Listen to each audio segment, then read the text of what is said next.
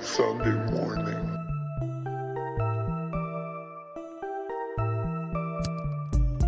Good morning, Sunday morning.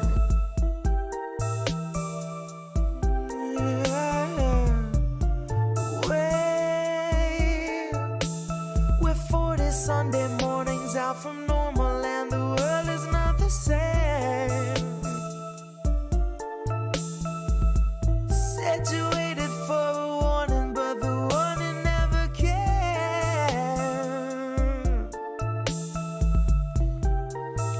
Don't shine a light in my face.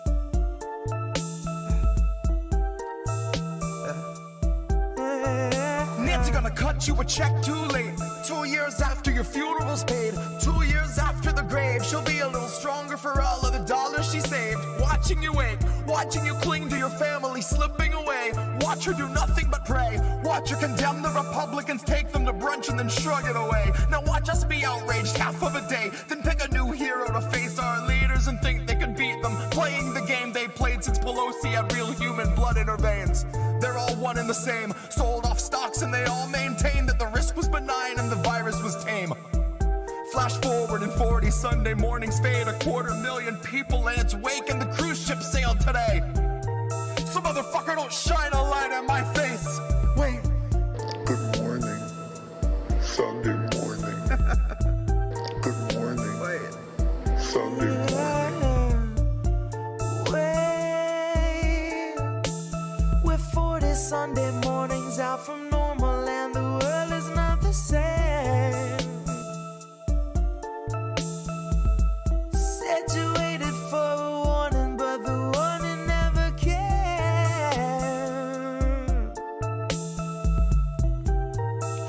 Don't shine a light in my face. Said you waited for a warning, but the warning never.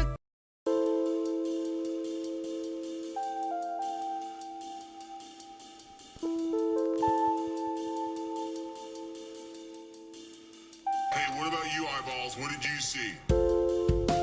It couldn't have been me, sir. I was front row in my AOC t-shirt, foie gras sucking on a press release, sir. My head down, fourth shot, good little sheep, sir. Sit down, sweetie. The adults are gonna speak first. They trust the science and they're terrified of research. Here to thank our healthcare heroes, they've been feeding to the burnout, feet first. Until suddenly they dip mid-shift, take a header off a bridge. Such a shame, they were really such a sweet nurse. Now they'll never get the card and the cold slice of pizza meant to thank them for their teamwork. Now they'll never get the baggie full of checks mixed, which would be the one reward they'd see for the moms they had to intubate. And the countless cries of grief since we've been haunted by the specter of the C word. Now all the applause for our healthcare heroes rings a very hollow note because we played it out like Freebird. See, add the ones and zeros in our fragile checks and balances, or checks for all the wealthy who have such unholy talents that we think it's patriotic that we all got zero balances. And re-elect Pelosi so she'll face our toughest challenges. Which is analogous to water for a drowning man. Nancy disregards our impoverished with a spiteful and dismissive little waving of her withered hand. Cause 500,000 freezing on the streets is Biden's winter plan. And I bet you swore they told you were voting for a different man.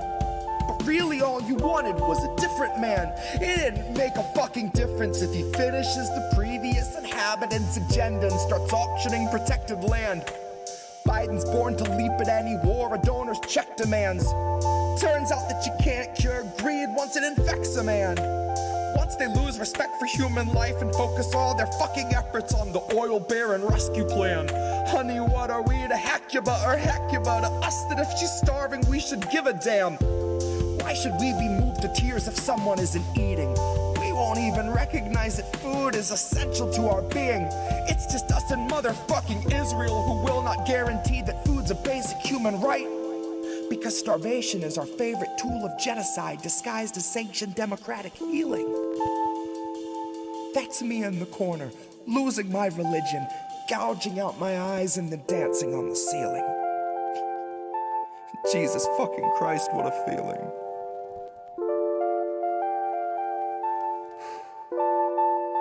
Hey, what about you, eyeballs? What did you see?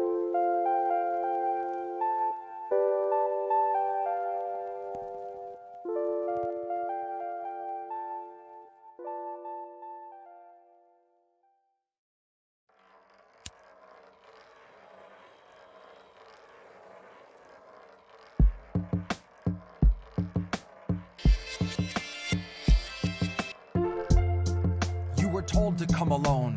Joe said if you vote for him, he'll abdicate his throne as the father of the crime bill, soul of Jim Crow. Proud to live and vote as a Strom Thurmond clone. If he tried to kiss your daughter with a camera rolling, he'll try more than kissing her alone. Cozy up with Jill for a photo like a portrait of the Kissingers at home. You know I hate to kill the messenger, but if he's gotta go, we can FaceTime. Slit his throat while he stares into the phone. Like if you don't know, kitten, now you know. This is where austerity has gotten us. This is all that palpable excitement for a 20-year wait on forgiveness for your student loans. But a distraction's a distraction and it's time to see some action. So here's one last song for Joe before I try to keep his name out of the lyrics in my phone. Try to shift the focus to our senators and everyone in Congress who is all too happy to be hidden while we're wasted to the bone. It is not food insecure, it's starvation, and it lurks in almost half the country's homes. So if you plan to lay down, hold your nose and vote for Joe, have the guts to admit that you chose to submit and that you decided lending your support to a pedophile must be a step towards hope. That a vote for a man that spent his whole life implementing laws that dehumanized people of color is a vote against fascism. When you know damn well he's just a kinder, dumber face on the same white nationalism. So baby, throw away your scruples with the memories of your activism. Watch your weak resistance usher in a fucking cataclysm. Elect a bigot war pig and say you're gonna push him into pacifism. That's some bootlicker Stockholm hostage liberal masochism. Bootlicker Stockholm hostage liberal masochism. Baby, that's some fucking bootlicker Stockholm hostage liberal masochism. God, that's some fucking bootlicker Stockholm hostage liberal masochism. That's some fucking... False alarm. I thought that help was here. But it was my own reassurance bouncing round 100,000 times in my own ecosphere. If every time you speak you keep it off the record, consequently you can keep your record clear. And if you mute the speech that shakes your frail beliefs, you only seek to insulate your image and continue down the stream in the direction clout and credit steers. Directly from your mouth into am I the asshole Reddit's ears. Directly back into the greasy pockets of some Gates Foundation financiers. And then directly back into the frantic final thoughts of early trial Neuralink volunteers, staring at the numb and mumbling vacancies where recently had been their peers. Half of whom are glitching with the memory stuck on pause, and half have zero fucking clue just who they are or why they're here. It's been said that fear is all we have to fear. But that was back before the Basosphere condenser came along, distilling concentrated fear that's diamond pure, crystal clear, oppressor strong, and woven into every single article you read and song they let you hear. And then Elon heard that Jeff enhanced our fears by 86%, and he said, hold my beer. And not a single sheep among the herd would turn their head or say a word, cause they were all too busy begging for the shears, begging for the muzzle, happy just to guzzle, feed, and watch a screen for all their years. Man, to each his own, can't afford a home, but they'll let you have your cozy little ecosphere. Where there among your own devices you can break the seventh seal, overthrow the oracles and slay the seer. All the tomes were burned and all the lips were seared. Shut your eyes and all our lives just disappear. Now blink 'em twice. Welcome to your ecosphere.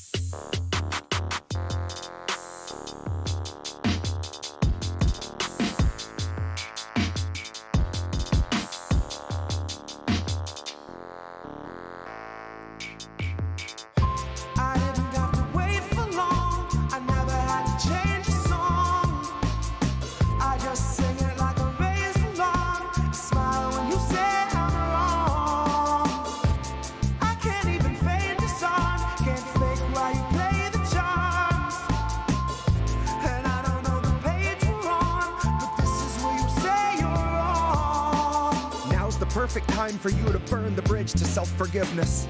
Now's the chance, take a stand, stay your hand before you cast another vote for corporate interest. Another vote that chokes your hopes of owning your own home or opening a business. They love to say their hands were tied, the stars just weren't aligned for them to get their votes in line to see their promises delivered. But they killed it in an instant. Bills don't die by accident, they're all assassinated on behalf of the congressionally kismet. By some lobbyists who see themselves as agents of clandestine fate, not fences in a prison. Dealing in the stolen goods of sleeping slaves and trading on the futures of their children. Betting on a spread of daily dead where every grave's creating profit by the millions. For some fascists lurking in the wings and all of their... independentleft.news. Indie. What's up, Indie? Indie News Network. Indie. I get news from Independent Left. Independentleft.news. Independentleft.news. Indie Left Media. Independent Left News. Indie Left. Independent Left News. Independent Left Media. Indie Media. Indie Left. Indie. Indie. Indie Left News. Indie Left. Hi, Indie. Indie Left News. Subscribe to Indie News Network. We're world building. Your way of assisting, I feel like, is really cool. Independentleft.news. Independent Left News. I'm a huge fan. He created INN. The founder of Independent News Network. Indie is the founder of Indie News Network. Thank you, Independentleft.news. A huge thank you and shout out to Indie Left. Everyone, check out Indie Left News. Hey, Indie Left. Independentleft.news. Indie. Hi, Indie. Indie Left. Indie Left News. Indie News. Independent Media. Independent Left News has done an amazing job.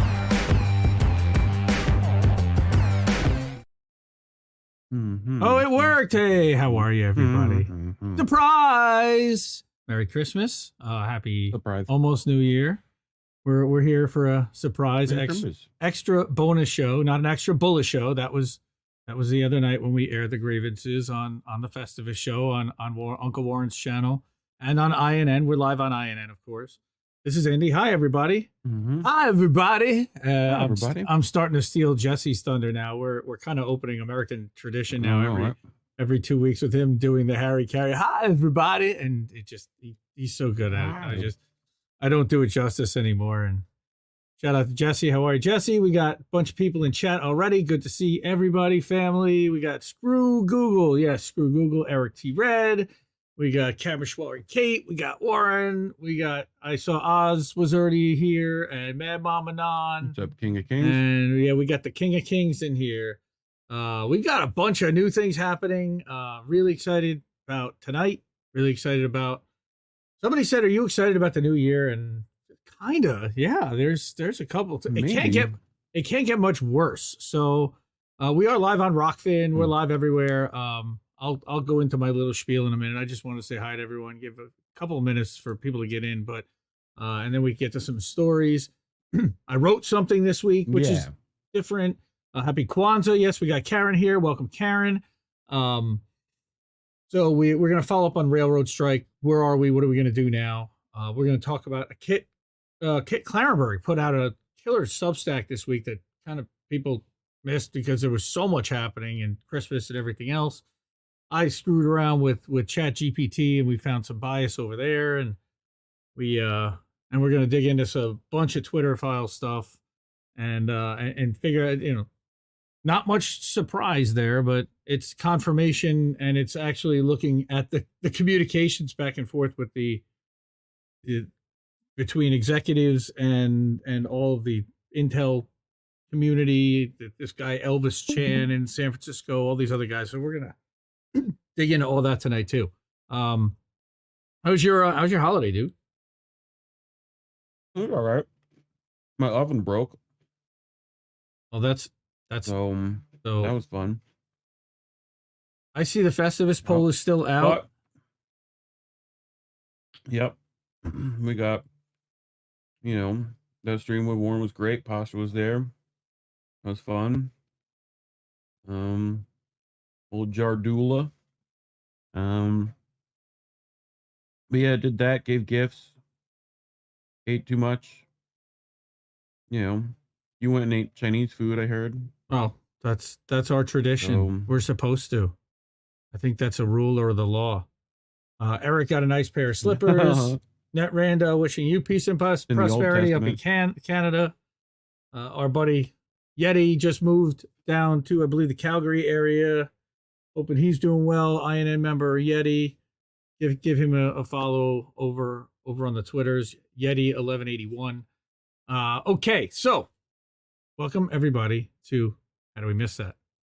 How Do We Miss That is a podcast and live stream featuring articles written by independent journalists who expose corruption, cover the growing labor movement, and challenge establishment narratives and talking points. New episodes stream live Sunday nights at 10 p.m. Eastern, normally, unlike tonight, on our YouTube, Rumble, Twitch, Rockfin, Substack, Facebook, Telegram channels. Podcasts usually published within a couple days. Co-host Indy, that's me. Hi. I'm the founder and editor of Indie Left News and the Indie Media Today Substack. This guy sitting next to me, he's Reef Breland. He's also INN's technical director. He's the creator of INN News and of Reefer After Dark.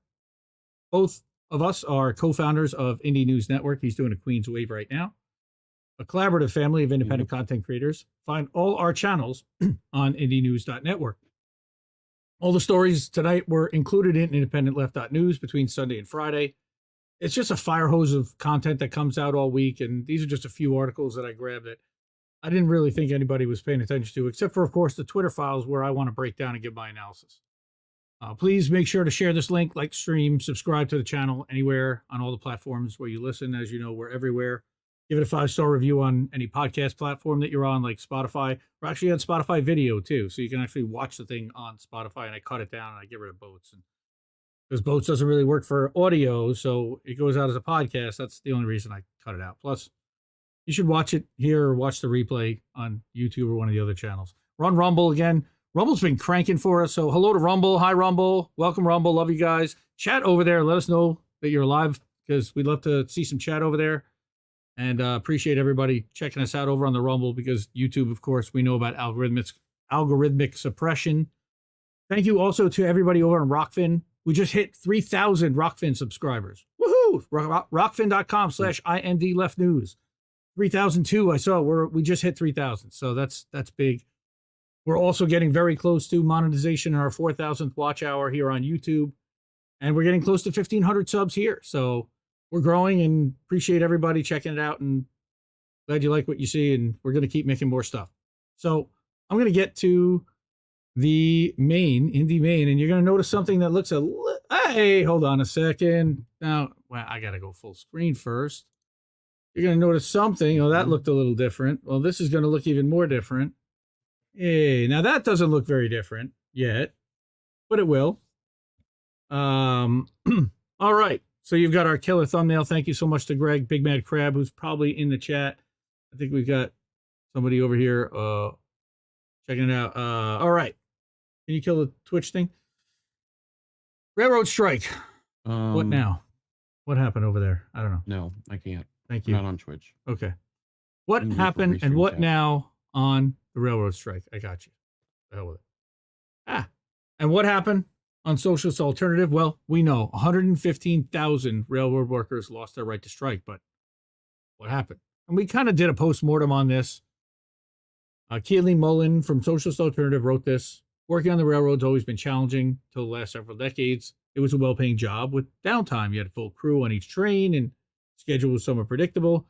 And we've talked about the scheduling the last several decades. You've got more than 100,000 people, 30% of American goods moving. In the dusty corners of the internet, you can find forums from 10 years ago where railroad workers urge workers in other industries to think long and hard before joining them on the tracks. Why? Well, in January 2012, Railroad Worker wrote, "You have no life, you lose your friends, cannot plan anything. Your life really is the railroad. Imagine walking a 2-mile-long train in the 100-degree heat, 0-degree cold, pouring rain or snow. Then, after being on the road 12 hours, going home and being called right back after 10 hours. If you already have a decent job, I would strongly advise against it." Unquote. This is the context for the years of negotiations between 12 unions representing 115,000 workers, railroad workers, and the, again, handful of corporations that control 90% of freight rail traffic. Well, it's the tracks, of course, we know, that carry most passenger trains. So it's an oligopoly. These negotiations now have been brought to a Say that screeching 5 times halt. fast. Right? What? Say that 5 times fast. It's an oligopoly. These negotiations have now been brought to a screeching halt under the leadership of the self-described, quote, most pro-union president leading the most pro-union administration in American history. That's right, Jack.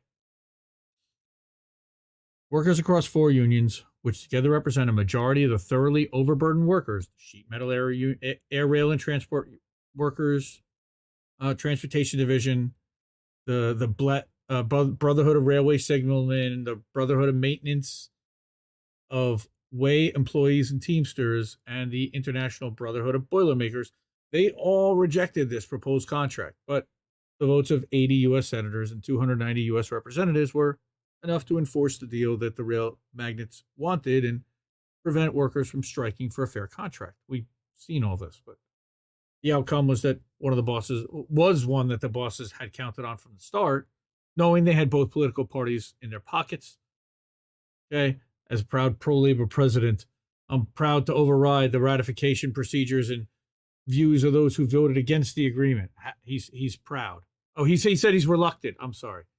Joe Biden said in the tweet the day before the sellout vote. But in this case, where the economic impact of a shutdown would hurt millions, I believe Congress must use its powers to adopt this deal.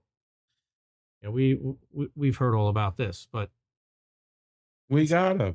There's a bigger story here, and it's about what's happening with this precision scheduled railroading that in the 90s, as these giant rail corporations grew, they started professionally putting their people on a schedule called precision scheduled railroading. PSR meant routes were slashed, rail yards closed, trains were lengthened, and expected to run for much longer stretches of time.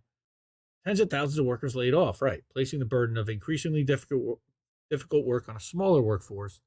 And in just the last 7 years, we've talked about this, railroads have cut as much as 35% of workers in certain titles.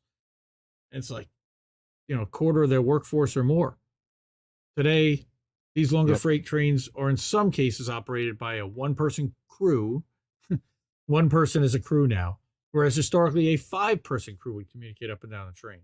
Now just one worker is responsible for operating the entire train while communicating on the radio with dispatchers, signal maintainers, foremen, other train crews, as well as maintaining all the paperwork, including keeping track of all hazardous materials above the train. Now, there might not be a problem there, right? If that single worker were to have a heart attack on the job, or even just got sleepy after a 12-hour stretch with nothing more than federally mandated breaks, the consequences could be catastrophic. And after making it through the shift, they can expect to get a few hours of sleep at a motel in the middle of nowhere while keeping their phone on full volume in case they're called back to work because they don't have enough people. Then they talk about here, 2013, a train with 72 tank cars full of crude oil. I remember watching this on Rachel Maddow. Believe it or not, she talked about train bombs, and this became a big thing. Like, okay, the failure was, now this was outside Quebec, but it happened here in Pennsylvania and a couple of states where a tank car full of oil, now this one exploded in the center of town, destroying it and killed 47 people. Wow, I don't remember hearing that. Almost mile-long train, had only one single engineer. Crucial brake stability test could have prevented the accident, but it would have required 2 employees to do it. After the disaster, the Canadian government reversed itself, mandated at least 2-person crews for trains carrying hazardous materials. Wow. Still, you need 5 people. Just 2 people for a whole fucking, you still need 5 people. Right? No, it's just fucking, they do this in every industry, and it's sad that they're doing it here too, to stuff that is hazardous.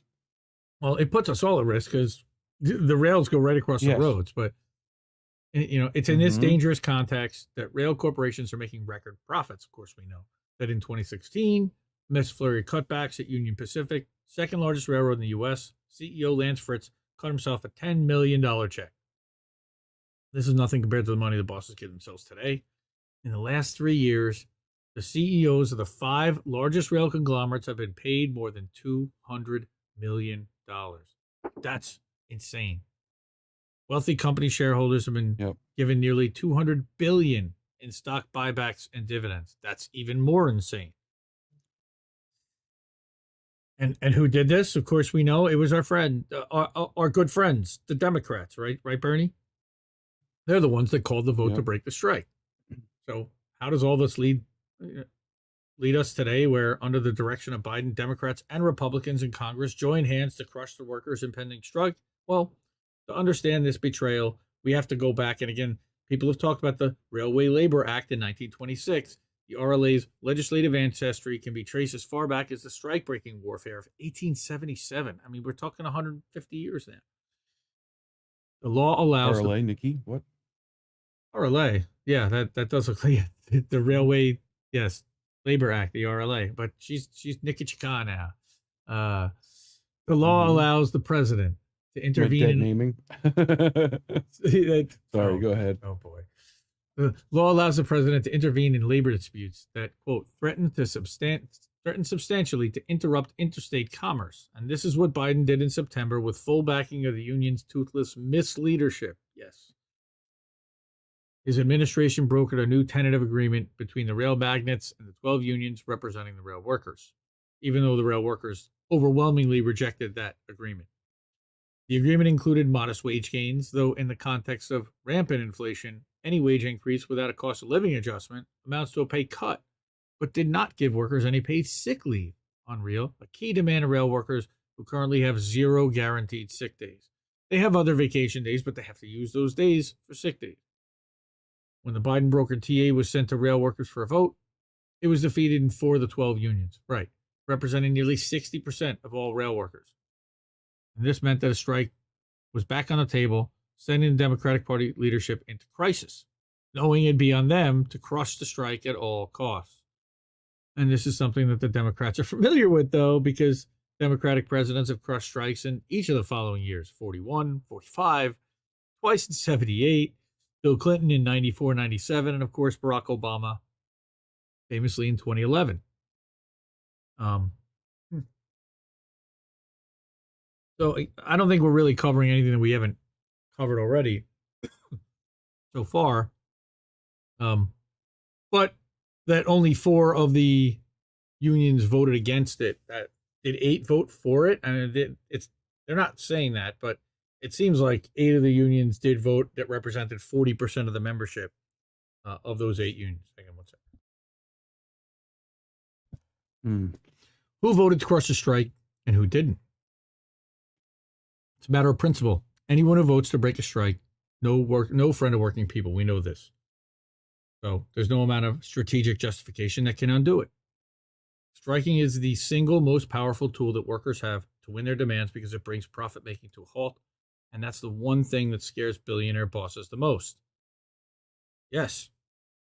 For proof of this, we can look to the postal worker strike 1970. 200,000 federal postal workers took an illegal strike action. Remember, illegal. And then they won. They overcame Nixon's attempts.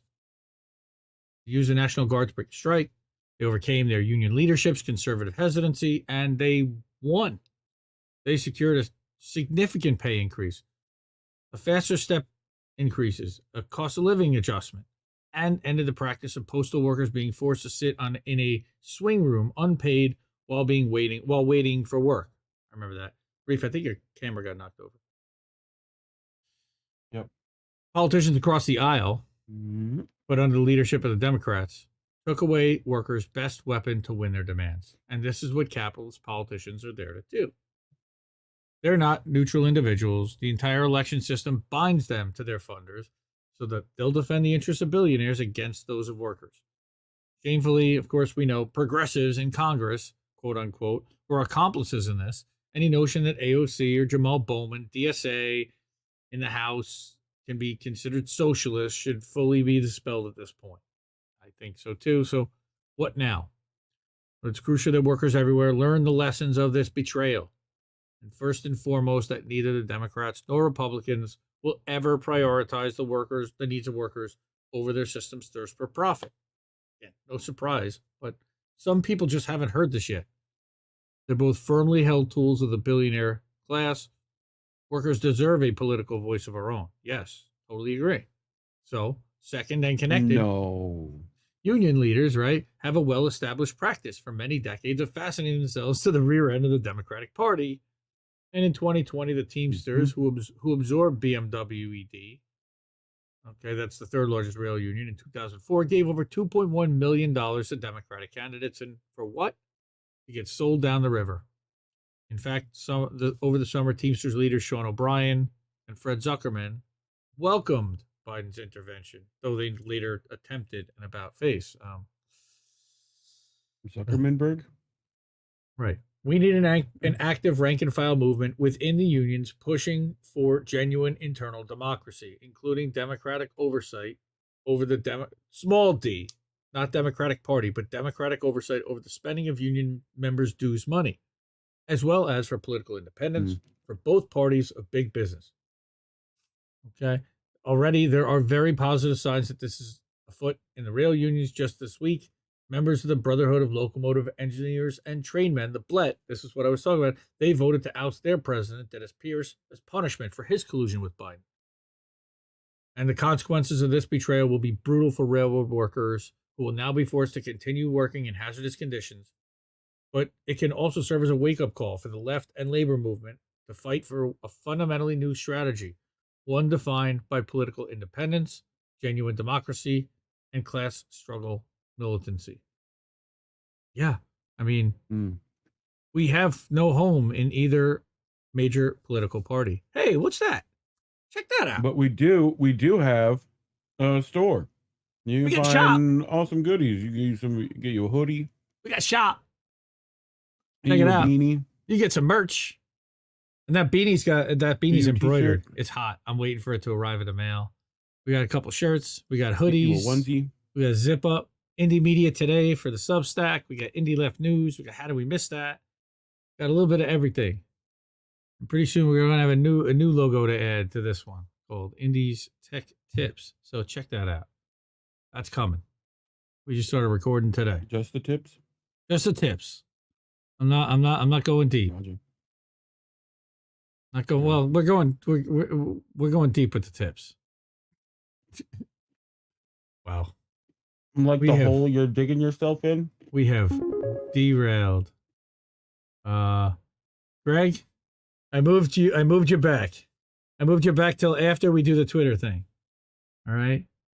I didn't want to do that up front because we're not even at the Hunter Biden and the Yoel Roth. It didn't make any sense yet. Anyway, yeah, Lonely Gang, Lonely Hearts Club Band. What do we got? Yeah, I remember Matto talking about train bombs. Yep, back when she didn't suck. I don't remember when that was. That's our commercial break. Wait, we've got commercial breaks now to plug the merch. We're gonna plug the merch. We're gonna talk about the merch. All right, we still stand with the train workers. Man, are they getting screwed over? It's so bad. And who's looking out for them? Who's right now? Like who's still talking about them and who's still standing up for them? We know they have no friends in Congress. We'll talk about them and we'll offer to have them on our show and talk about what's going on with them and educate more people about what's happening to them and just how much their bosses are making. And we won't stop talking about it because that's what we do. Indy never stops talking, so he's got to talk about something. So, and we are going to conduct our protest in a van down by the river. That's right, Eric. That is correct. No strike for you. It's brutal. Yeah. No strike for you. No strike for you. Yeah, we have a strike Nazi. Well, yes. It's called. His name is Joe Biden. Yes, Joe Biden. Yeah. My name's Joe Biden. It's Joe Biden. Okay. Next story. So, holy crap. Kit Clarenberg, Gray Zone EU, by the way. He is, or Gray Zone UK. He's great. Follow him if you're not. He's also on Substack. kitclarenberg.substack.com. And that's where this came from. Kit's newsletter. This came across my email a few days ago, or maybe last week, and I was like, nobody noticed this. And here's the funny thing is that it's actually called Psiphon, like with a PSI. Yeah. So What is this? Beware Psiphon, CIA tool fueling global protests. Like, okay. So this is a secure and high performance Psiphon. It's a secure and high performance app. Psiphon provides open access to the uncensored internet for millions of people around the world with 150 million plus downloads. It's a VPN. By the way, Kit, I feel like I don't want to call it Siphon. I want to call it Psiphon. Is now forever Psiphon. I'm not allowed to call it anything else. See, what's funny to me spelled it weird is that Psiphon, the first part of the PSI in Psi is like psychological. And if you take off the P, yes, it's literally the word siphon, like they're going to siphon your information. Well, that does not sound like something I want to be part of. Maybe. So, all right. What's he talking about? Ever since foreign-backed riots broke out in Iran mid-September, Western news outlets frequently drawn attention to Psiphon. Of course they have. The free open-source smartphone app computer program allows users to circumvent national restrictions on websites and online resources, helping troublemakers organize and coordinate their activities and send and receive messages to and from the outside world. Right? In the process, Psiphon has received untold amounts of highly influential free advertising, and some Iranians, along with the residents of West Asia more widely, will no doubt have been encouraged to download the software. Right. However, not a single mainstream source has acknowledged Siphon's spectral origins, let alone the malign aims it serves, and sinister purposes to which it can be put by its sponsors in the U.S. intel community. Spectral. He so means spookies. Psiphon was launched in 2009, avowedly intended to support anti-government elements in countries the company considers, quote, enemies of the internet. The resource employs a combination of secure communication and obfuscation technologies, including VPNs, web proxies, and secure shell protocols, which is SSH, which allows users to effectively set up their own private servers that their own government can't monitor. Okay, pause. Enemies of the internet, right, is like axis of evil. They're fighting for the internet now. But it's also like enemies of the state. Like, that's weird. Okay. Right? Over Siphon's lifetime, it's been funded and distributed by a variety of spook adjacent organizations. For example, it was for several years promoted by ASL 19, funded by Iranian expat Ali Banji in 2013 to capitalize on vast U.S. funding flowing to internet freedom initiatives in the Arab Spring's wake. And here's a picture. I've got a picture of Ali Banji later on. 2011, June, New York Times probe into Washington's internet freedom push concluded that all these endeavors served to deploy shadow internet and mobile phone systems dissidents can use to communicate outside the reach of governments in countries like Iran, Syria, and Libya. Basically spying operations for us. Banji's proximity to the U.S. government was made abundantly clear when in 2016 he attended the White House's annual celebration of Nowruz, invariably a coming out party for elite state-sponsored regime change activists. Such high-level appearances, along with his status as a permanent fixture at tech conferences and digital rights events, cemented his place as a rock star figure within the Iranian diaspora. 2016, remember who was still in office? His name was Barack. That was not a Trump thing. That was Barack Obama in office then. And there is Ali Banji. Banji was nonetheless forced to resign from ASL 19 in 2018 after he ended up in court in Canada on charges of sexual assault and forcible imprisonment. Nice guy. A resultant profile in tech industry magazine The Verge alleged that he had fostered a culture of widespread drug use, sexism, harassment, and bullying within the organization. Sounds like a fun place to work. No. On several occasions, he was aggressive and even violent towards staff, with female employees a particular target of his ire. Go figure. Whoa. Like Blizzard. With him and ASL 19 out of the picture, in 2019, Psiphon began receiving millions from the Open Technology Fund, the OTF, which was created 7 years earlier by Radio Free Asia, which in turn was founded by the CIA in 1948, CIA. following official authorization to engage in black operations. Actually, at that time, of course, the CIA was OSS, I believe. This included propaganda, economic warfare, sabotage, subversion, and Very similar to OTF. assistance to underground resistance movements. So they're providing technology to underground dissidents. In 2007, CIA's official website ranked RFA and other psychological warfare initiatives such as Radio Free Europe and Voice of America among the longest running and most successful covert action campaigns it ever mounted. Yes, guys, Voice of America, VOA, radio, internet, everything, CIA sponsored American propaganda. Straight up American propaganda. Yeah. No. I know. You don't say. Today, Radio Free Asia is an asset of the U.S. Agency for Global Media, which is USAGM, which is funded by the U.S. Congress to the tune of hundreds of millions of dollars every year. In August 2018, its CEO acknowledged, quote, the organization's global priorities reflect U.S. national security interests, unquote. Of course they do. OTF was one of the several malign initiatives spun out of internet freedom.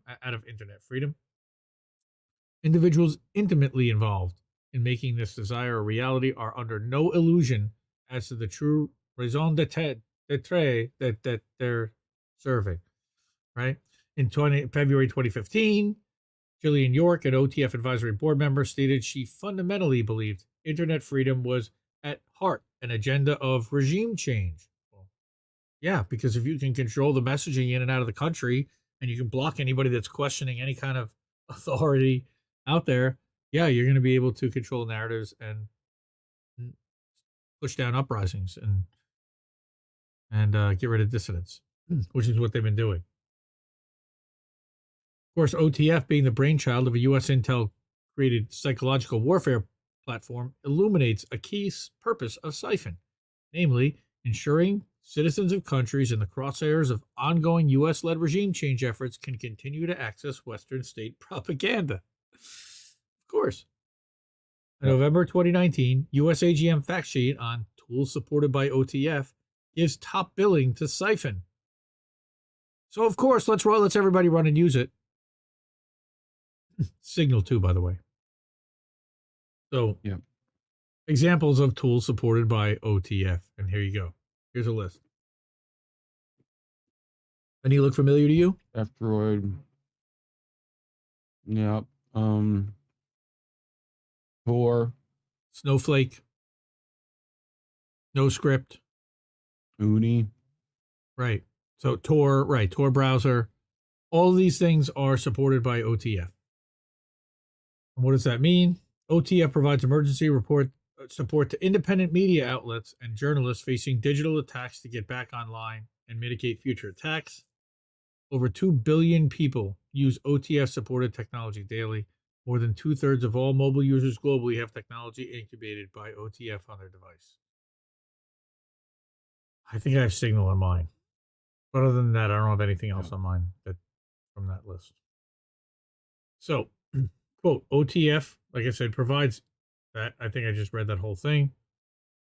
Okay, provides USAGM networks with assistance to protect their content online and ensure it is resistant to censorship. How interesting. For example, when USAGM news sites were abruptly blocked in Pakistan, OTF created mirror sites to ensure that USAGM content remained available for key audiences. OTF provides them. Right, of course they did. So they provided a secure intranet that got around even country blocks and censors. OTF provides emergency support to independent media outlets. That's the whole areas. And journalists facing digital attacks to get back online and mitigate future attacks. Independent how? Like when they're supported and paid for by CIA. In May 2020, OTF report on highlights and challenges of the year to date. Likewise notes, veteran circumvention tool provider Psiphon ensures USAGM published content, including Voice of America and Farsi, can reach audiences in countries in which it's banned. And there's Siphon's advice on how to access BBC News. In March, a dedicated section of the BBC website, published following the British state broadcaster's prohibition by Moscow, offered an explanatory guide to how local residents in Russia can download the app via Android, Apple, and Windows in English, Russian, and Ukrainian. Siphon was moreover promoted by BBC Press Office's official Twitter account at the same time. There it is. March 4th. I think I published a Substack that day too. Right? And there's the advice, also published March 4th in multiple language. Should users find it difficult to access Siphon via established app stores, they were invited to send a blank message to a listed email address to receive a direct and safe download link. From whom, may I ask? My guess it would be somewhere residing in Langley or somewhere Jim in at Virginia. Langley. Yeah. In Iran, such utility is no doubt similarly invaluable given hostile media such as the BBC and RFA paint an utterly one-sided picture of the unfolding unrest, framing violent, incendiary actions by anti-government elements as peaceful, while wholly ignoring large-scale pro-government demonstrations. Another core Siphon strength, from the perspective of Western power, is the resource funnels all user data to and through centralized servers owned by, of course, the company itself. While users' activities on the network might be shielded from the prying eyes of their own government, Siphon can track what sites they are visiting and their communications in real time. This allows foreign actors to keep an unblinking eye trained on protesters and protest movements and respond accordingly. How interesting. So we got the end of this. Siphon's meddling in Iran is now a long-established matter of public record. Back in 2013, the company published a blog hailing the particularly big impact it had made in the country, coinciding with their presidential election. How about that? While acknowledging that Tehran had always been a big challenge for us, Siphon boasted that its software stayed available consistently during this time, despite repeated attacks to severely throttle its operation. Wow. What? Sorry. That none of this background has emerged in any of the countless fawning mainstream puff pieces on Siphon is shocking, but unsurprising, of course. After all, Western news outlets stand to materially benefit from a U.S.-run protection racket projecting their agitprop to countless millions of people in secret. Right? And in becoming actively complicit in a U.S. regime change operation, mainstream journalists are all less likely to acknowledge the reality of what's happening in Tehran, why and who and what stands to materially benefit from the government's ouster. Yeah. Well, and there's that merch again. Hey, check that out. That looks cool. I ordered a beanie. I want to get that zip up hoodie though. Did you? Yeah, that's pretty cool. Do we put a beanie on your circle? I think that's possible. Maybe. I also got the How Do We Miss That shirts for my kids that actually have the Indie Left News circle on the back of them, which is kind of cool. I like that. Anyway, all right. So that is Siphon. So don't download Siphon. Don't put Signal on your phone. They are spying operations for CIA and for Intel, guys. Of course, all this stuff is hackable. All the stuff they have backdoor access to if they really want to get into it, but don't make it any easier for them on purpose. That's Indy's little bit of advice for that today. You know what that calls for? Go Gadget Punk. Whoop. Oh, nice. See, the only thing we need we got to get Reef Camp back. So we need is anybody over on the Rockfin? Guys, rockfin.com/IND left news. Rockfin.com/IND left news. We're live there. It's ad free. Did you guys know that? It's ad free over on Rockfin. There is a premium. We do put some videos up on premium, but by the end of the week, they're all not premium. It's just during the week we give premium access to the people that do pay to be on the platform. It's all ad free, even if you're there for free. totally ad-free, 24/7 for every video that you can see. I love that. No other platform does that. Unless you're Roger Meadows, then you got to leave a super chat to watch. Oh, you know, Roger Meadows is a legend, and we love Roger Meadows. And a Ringwald, puppies, chocolate, yes. Sabby Sabs, we love Sabby Sabs. Sabby Sabs, amazing. I was messaging with Sabby Sabs about her analytics stream and her analytics content that she talked about, and some of the channels that she was looking at, and I put my 2 cents in. I think we may end up doing a show together I may do a segment on her show with her about it. Because I certainly will geek out on numbers, and Reef listens to me incessantly talk about just that. called Egghead Nerds. Hey. Egghead Nerds. Hey now. What? But Anna Ringwald, welcome to. It's not my Anna fault you got an egghead. You know, that's on you. Well. And Carrie Hess. Yes, Carrie Hess, welcome. And Karen says no puppies here. Well, there are puppies because Reef's got a puppy. He's got puppers sitting right on his screen, right there, and he's got puppers. I do have a puppers with antlers, no less. No, you know, that's good stuff. The reindeer. beanies are nice. Thank you, Big Mad Crab. Appreciate that. He helped design a lot of the stuff here. That is our creative director. We're going to show some items from the Big Mad Crab store, but check that out. I'm going to drop the link right now so you can actually go and order one of these amazing shirts that we're going to showcase later on. But go to the Big Mad Crab store and get yourself a t-shirt, a Yoel Roth t-shirt, believe it or not. We're going to talk about Twitter files later and Yoel Roth. And Crab made a pretty funny shirt about Yoel Roth letting all the intel agencies in. Hey, guys, come on in. But before we get to that, Indy wrote an article this week. No. All right. And not Indy's articles.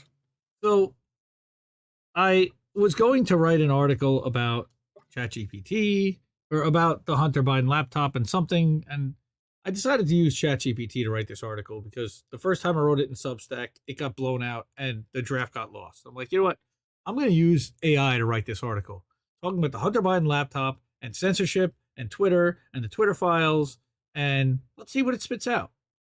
So I decided to do that, and here's what happened. What happened? That just happened. All right. So, hey, ChatGPT, write a 250-word article about, like I said, the impact of the Twitter files, Hunter Biden laptop, corruption at the highest levels of government, and I've got even more. Right? Having some fun. And this is, by the way, available at Indie Media Today. That's our Substack. IndieMedia.today is our Substack. Try to publish there every day. We did a live stream alert for tonight's show. Links there. Check it out. Really cool. Love our Substack. Having some fun, we decided to get on the AI chatbot train. If you haven't heard about ChatGPT AI chatbot sensation, I put a link to the CNET article, which explains what it is. But basically, it's an advanced search engine where you ask it to spit out a certain code or produce a certain piece of content based on instructions that you give it. And the more detailed you are, the better or more accurate an article it can spit out. However, it's free for now. And while it's in testing phase, it's kind of cool. Some say it could eventually replace human writers, which is scary. All right, all we did was enter the following exact phrase into the engine verbatim. Quote, write a 250-word article about the impact of Twitter File 7, the Hunter Biden laptop, corruption at the highest levels of government, government influence, and overreach in social media and private businesses. Here's what it spit out. And it's pretty amazing that this took about a minute for the engine to write, as well as the clear political bias, in my opinion, shown in this case. I've made some edits, both inline and then afterwards I provide a couple of other notes and comments, in summation. So this is what ChatGPT looks like. I basically copy and pasted exactly right in here, or wrote exactly what I wanted, and it spit out this article. And I put it in quotes. It says, the Twitter File 7, also known as the Hunter Biden laptop scandal, refers to a series of events that occurred in late 2020 involving a laptop that says purportedly belonging to Hunter Biden, the son of then President-elect Joe Biden, which is also not true. The laptop contained a number of allegedly corrupt documents and emails.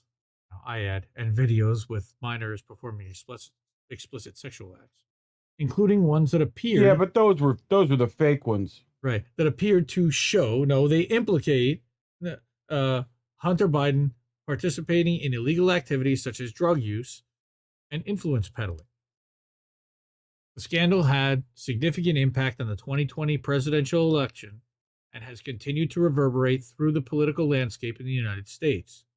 That's probably the most accurate sentence that it wrote.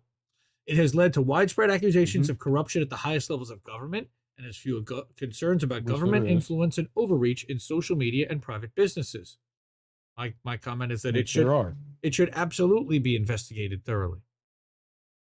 Many have pointed to the role that social media platforms, particularly Facebook and Twitter, have played in amplifying and, more importantly, suppressing, that's my comment, the controversy. The files were initially circulated on social media, now they said, by right-wing pundits and personalities.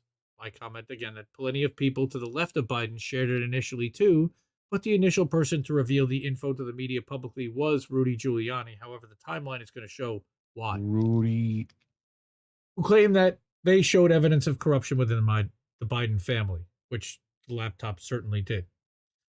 Another thing I crossed out that the chatbot spit out was, it says that Twitter faced criticism for not taking stronger action to prevent the spread of the files, which many believe to be part of a larger effort to undermine the credibility of the incoming Biden administration. With the revelation that we're going to read within the Twitter files, that's exactly what the FBI was saying to Twitter was the case. But they knew for a fact, because they had the laptop, was an absolute lie and not the case. And my comment additionally is that famously Glenn Greenwald resigned from the internet, from the Intercept over their refusal to publish his story about the laptop in October 2020. Back to the chatbot, and this was actually a pretty good paragraph. The controversy has also raised concerns about the role that private businesses play in shaping political discourse.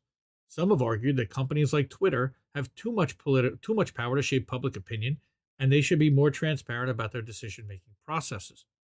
Others, in my opinion, authoritarians, have called for greater government regulation of social media platforms, arguing that they've become too influential in shaping public opinion and public outcomes. Which is funny that they're both arguing about the same thing. Because that's why they want to control them. Some want to control them, but right. Overall, the Twitter Files 7 scandal has had a profound impact on political discourse in the United States and has sparked ongoing debates about corruption, government influence, and the role of social media in shaping public opinion. It remains to be seen how these issues will be addressed in the coming years, but it's clear they will continue to be a source of contention and controversy. Pretty good article written by the bot, although, again, a lot of bias, and here's where my issues lie. Is first of all, the use of the word purportedly to describe the laptop's owner, because it's been verified by multiple sources that the laptop was in fact Hunter's, that he dropped it off at the store. There has never been an outright denial of the accusation that the laptop belonged to him in the first place by U.S. intel officials, to our knowledge. They tried to insinuate that somebody might have placed files on the laptop after it was in the possession of the FBI, which is preposterous.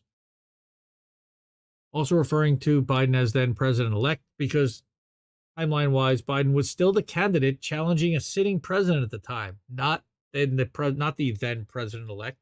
And that makes a big difference as to why the FBI was suppressing the story, why Twitter and all these social media platforms did it. They should not have suppressed it more. They should have not have to mention ex-VP as well. Like, even if it was in between that zone. Unreal. Dude was a VP.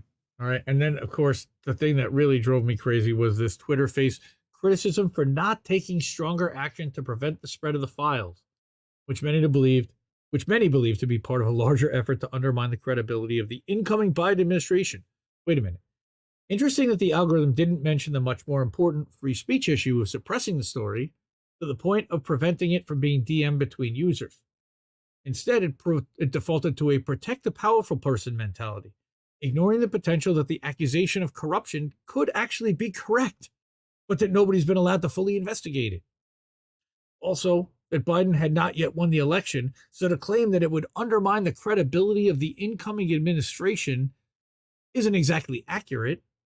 It was done as much to sway influence prior to the election to help people decide with all the facts about who the candidates and their families actually were. Even AI bots were inclined to protect the Biden family's perceived name and reputation in spite of a mountain of evidence indicating the potential for corruption. It's weird.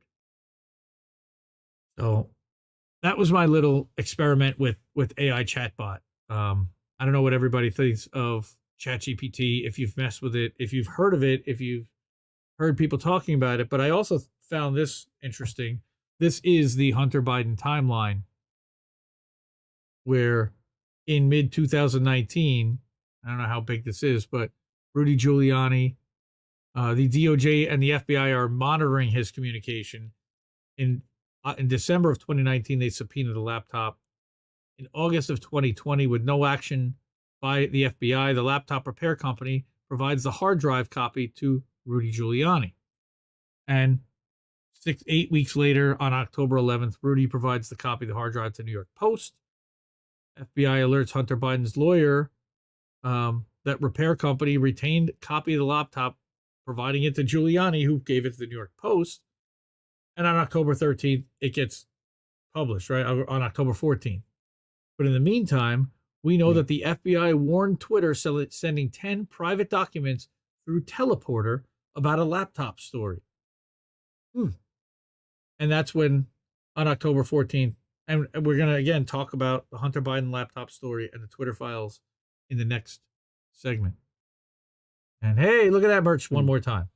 I've got to put more merch up there. There are mugs, there are socks, there are other shirts, there are crop top hoodies, there are all kinds of different merch. It's independentleft.shop. By the way, I didn't tell anybody where to go for the links. You go to independentleft.shop. I think it was pretty obvious when we're looking there, but there's a lot of links and a lot of text on there, I know. There's also, you can go to indieleft.com or independentleft.media. I think indieleft.com. No, indieleft.com goes to the news site. Independentleft.media or indieleft.media. That's this one. We'll take you to the link tree. And there's merch store embedded in the link tree too. You can get there from the link tree. Mm-hmm. So, what's up, everybody? We're going to get to Twitter files next.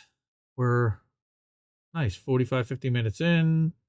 It's good. Anna, Anthony, good to see you, brother. Hope you had a Merry Christmas in Reno. I know that your trucking company had to pay extra because you got stranded there, and feel bad that you had to spend it in a hotel, kind of drinking. You were with us. Yeah, come on, chatbot, get your shit together. That's right, Eric. All right, facts undermine the credibility of our government. In the airports and stuff.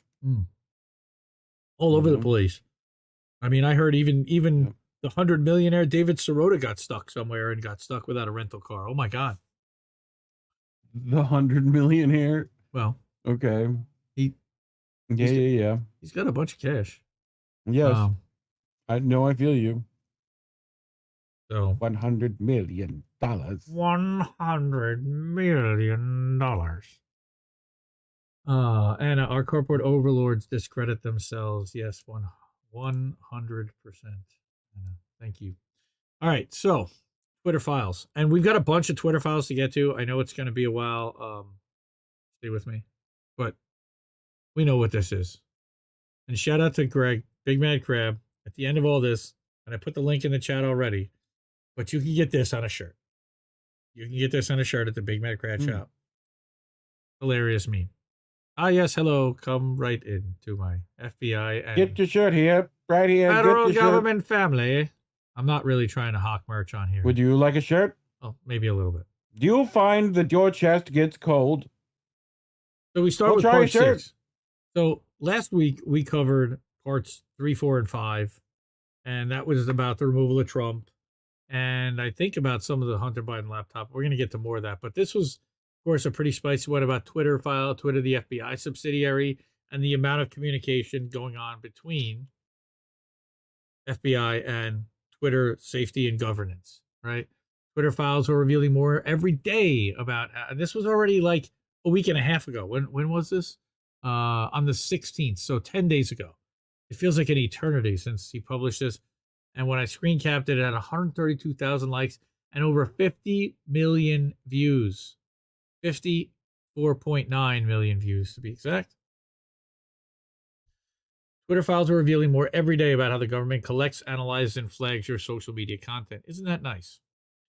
Twitter's contact with the FBI was constant, pervasive, as if it were a subsidiary. Between January 2020 and November 2022, there were over 150 emails between the FBI and former Twitter Trust and Safety Chief Yoel Roth, featured in our meme, which you can get at the Big Bad Crab Shop. Some are mundane, like San Francisco agent Elvis Chan wishing Roth a Happy New Year, along with a reminder to attend our quarterly call next week. Others are requests for information into Twitter users related to active investigations. Am I hearing Tara Reid's name somewhere in there? Oh, yeah, yeah. But a surprisingly high number are requests by the FBI. Hunter Biden in there? Maybe. For Twitter to take action on election misinformation, even involving joke tweets from low follower accounts. And I don't have every single joke tweet, but the FBI's social media focused task force, known as FTIF, this is really important, this FTIF group, created in the wake of the 2016 election, swelled to 80 agents and corresponded with Twitter to identify alleged foreign influence and election tampering of all kinds. Yeah, sure it did. Federal intelligence and law enforcement reach into Twitter included DHS, which partnered with security contractors and think tanks to pressure Twitter to moderate content. And it's no secret, the government analyzes bulk data for all sorts of purposes, everything from tracking terror suspects to making economic forecasts. Twitter files show something new. Agencies like the FBI and DHS regularly sending social media content to Twitter through multiple entry points pre-flagged for moderation. What stands out is the sheer quantity and volume of reports from the government. Some are aggregated from public hotlines, which is okay, expected. Here, hold on. Let me put your propaganda on the refrigerator. Pretty much, right? An unanswered question by Matt Taibbi is that, do agencies like FBI and DHS do in-house flagging work themselves, or do they farm it out? You have to prove to me that inside the fucking government, you can do any kind of massive data or AI search, says one former intel officer. The assumption is that it's not being done by humans or manually. But here's an example. Hello, Twitter contacts. The master canine quality of the FBI's relationship to Twitter comes through in this November 22 email in which FBI San Francisco is notifying you that it wants action on 4 accounts. And I didn't include the whole email, but it is basically ordering Twitter to ban these. Mad and pissed off. Yes, Sorry. mad and pissed off. That's correct. And who is at mad and pissed off? I'm not going to take it anymore. Right? Twitter personnel in this case went on to look for reasons to suspend all 4 accounts, including at From MA, whose tweets are almost all jokes. See the sample below, including his civic misinformation of go vote on Wednesday, November 8th, on Wednesday, November 9th. He said that on election day. I want to remind Republicans to vote tomorrow, right? And here's the email.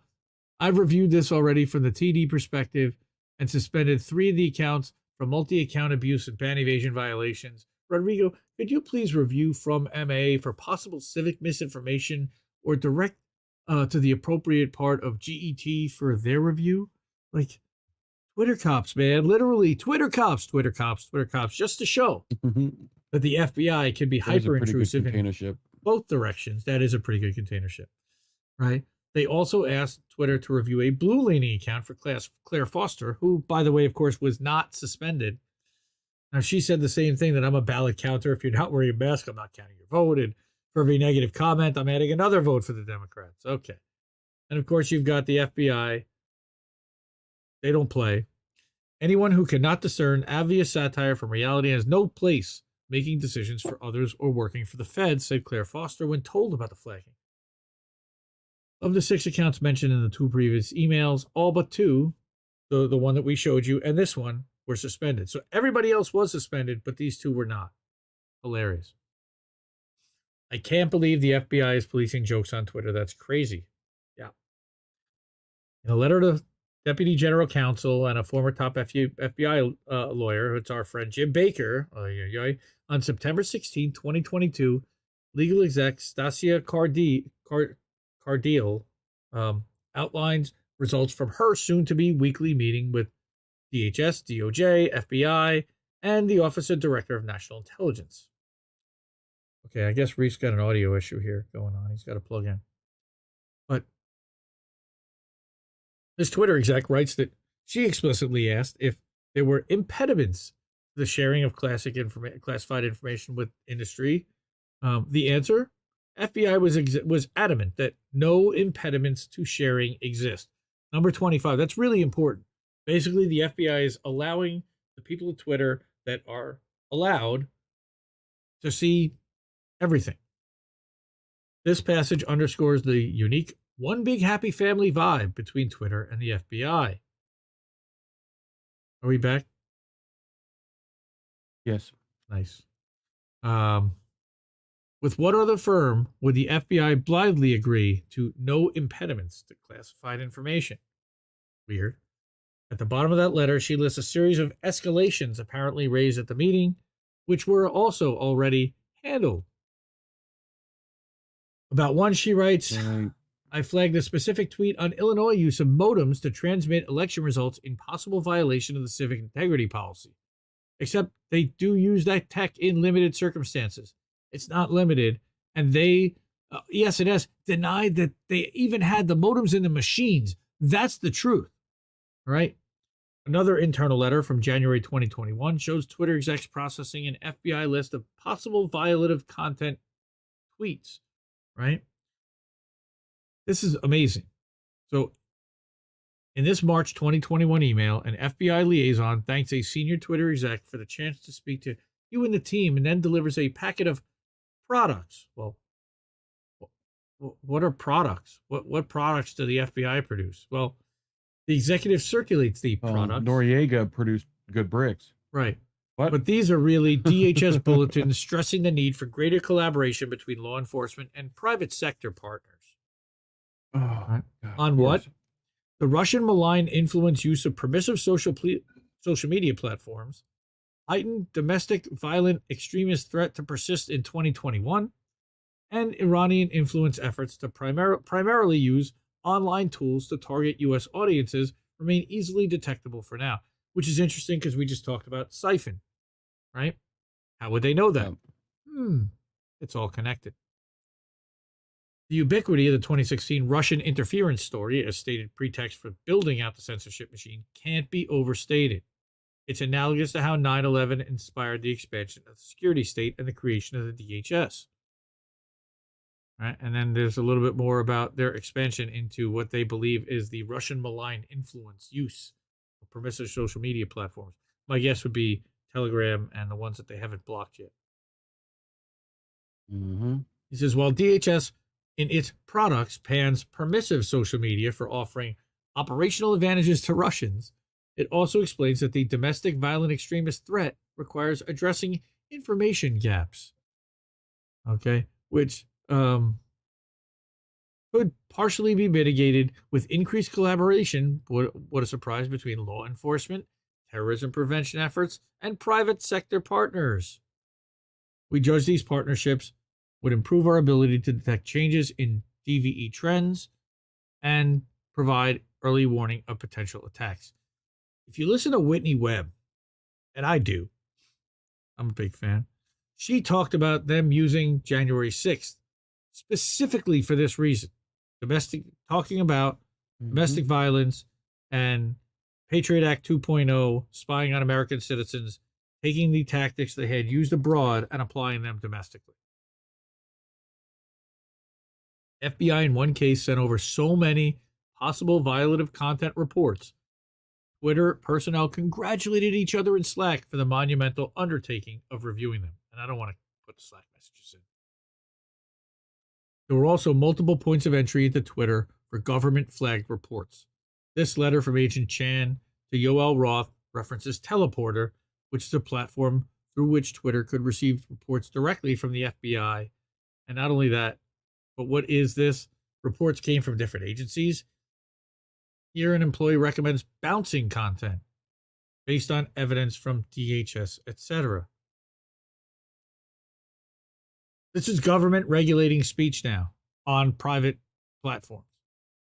State governments also flag content. Twitter, for instance, received reports via the Partner Support Portal, an outlet created by the Center for Internet Security a partner organization to the DHS. Why was no action taken? Below Twitter execs receiving an alert from California officials by way of our partner support portal debate whether to take action on a Trump tweet. Your video was reported by the EIP at Stanford, apparently on the strength of the information from the Center for Internet Security. This is pretty interesting stuff. If that's confusing, it's because the CIS is a DHS contractor and describes itself as partners with the Cyber and Internet Security Agency at the DHS. So they are not a subsidiary, but they're quite friendly with DHS. The EIP is a series of government-affiliated think tanks that mass review content, a list that also includes the Atlantic Council's Digital Forensics Research Laboratory and the University of Washington's Center for Informed Policy.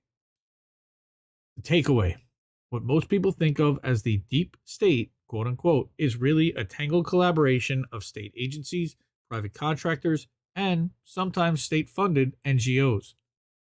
The lines become so blurred as to become meaningless. And that's really the first part of part 6 of the Twitter files. Hey, look at that merch. But there's more to the Twitter files, which was 2 days later he published a supplemental, which was that in July of 2020, Elvis Chan tells Yoel Roth to expect written questions from the FITF, like we talked about, the interagency group that deals with cyber threats. Now, these are supposed to be foreign influences, right?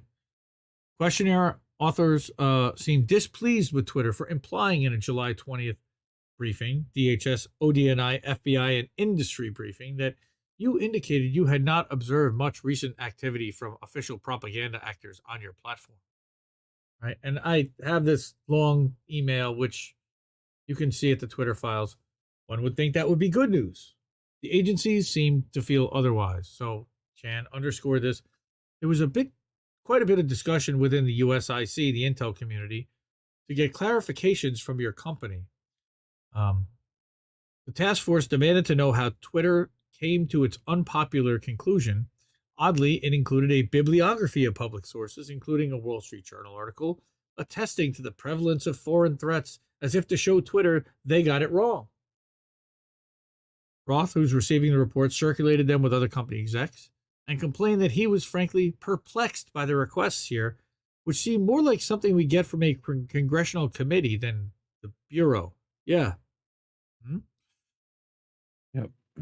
And what's your perspective on how to navigate? He's completely caught in the middle. He added that he wasn't comfortable with the Bureau and by extension the intel community demanding written answers. The idea of the FBI acting as a conduit for the intel community is interesting, given that many agencies are barred from domestic operations, like the CIA. He then sent another note internally saying that the premise of the questions was flawed because we've been clear that official state propaganda is definitely a thing on Twitter. Note the italics for emphasis. Yeah. Right. Roth suggested that they get on the phone with Elvis ASAP and try to straighten this out to disabuse the agencies of any notion that state propaganda is not a thing on Twitter. This exchange is odd, among other things, because some of the bibliography materials cited by the FITF are sourced to intel officials who in turn cited the public sources. It's like, this reminds me of how they tried to convince us to go to war in Iraq. They plant a story in the New York Times, and then they say, well, look, the New York Times published it. It must be true. I thought this one was pretty interesting. The FBI, of course, responded to Friday's report by saying that it regularly engages with private sector entities to provide information specific to identified foreign malign influence actors' subversive, undeclared, covert, or criminal activities. That's a really interesting quote. That may be true, but we haven't seen that in the documents to date. Instead, we've mostly seen requests for moderation involving low follower accounts belonging to ordinary Americans and Billy Baldwin, of all things, for some reason. It's really weird of who they're asking to censor, but Billy Baldwin got swept up in all this. Hey, look at that merch. Weird. How many fucking merch things you put in? Basically between every story. Every Twitter Yeah, let's not do that again. Yeah. But then we've got Michael Schellenberger And he's talking about the Hunter laptop, which is exactly kind of how the FBI convinced Yoel Roth and convinced these guys and set up Twitter and Facebook and everybody else to pre-believe that the laptop was going to be fake before the story even came out. Hey, there's going to be a story that's probably going to come out before the election that's going to be some kind of digital something, but it's definitely not real.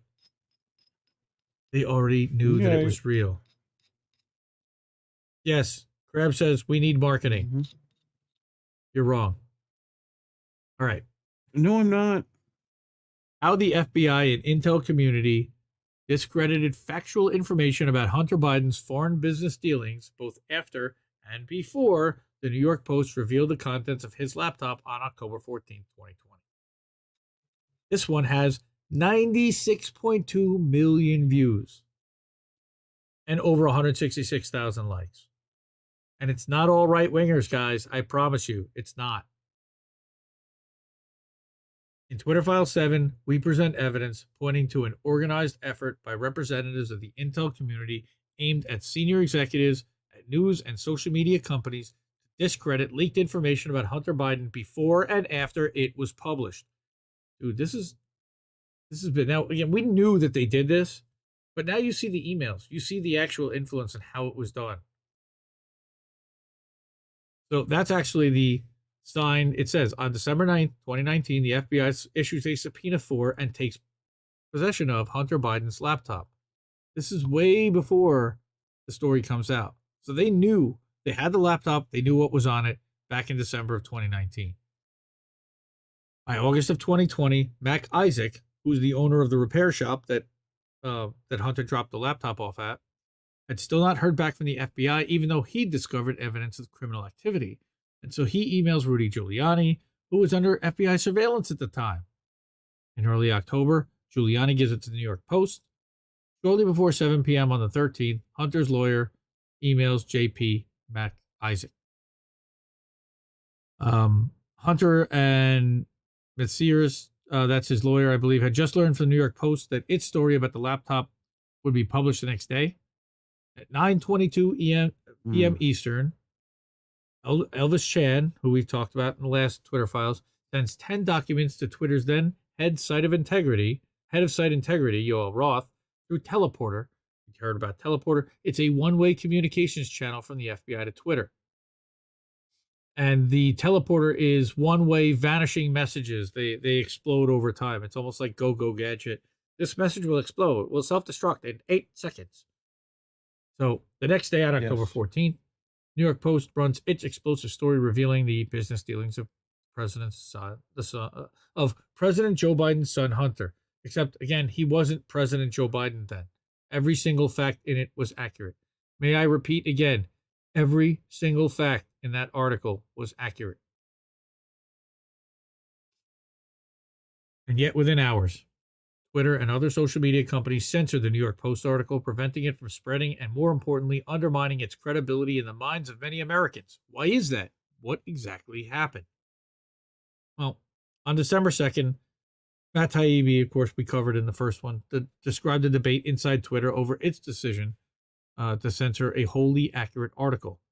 Since then, we've discovered new info that points to an organized effort by the intel community to influence Twitter and other platforms, which we're also aware of.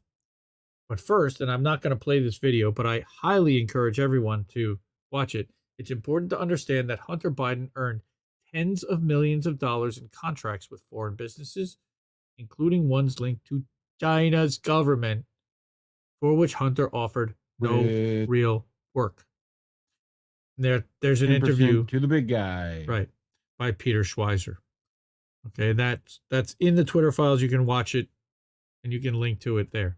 Yet during all of 2020, the FBI and law enforcement agencies repeatedly primed Yoel Roth to dismiss reports of Hunter Biden's laptop as a Russian hack and leak operation. This is from a sworn declaration by Roth given in December 2020, where he's saying that since 2018, I've had regular meetings with the Office of the Director of National Intelligence, the Department of Homeland Security, the FBI, and industry peers regarding election security.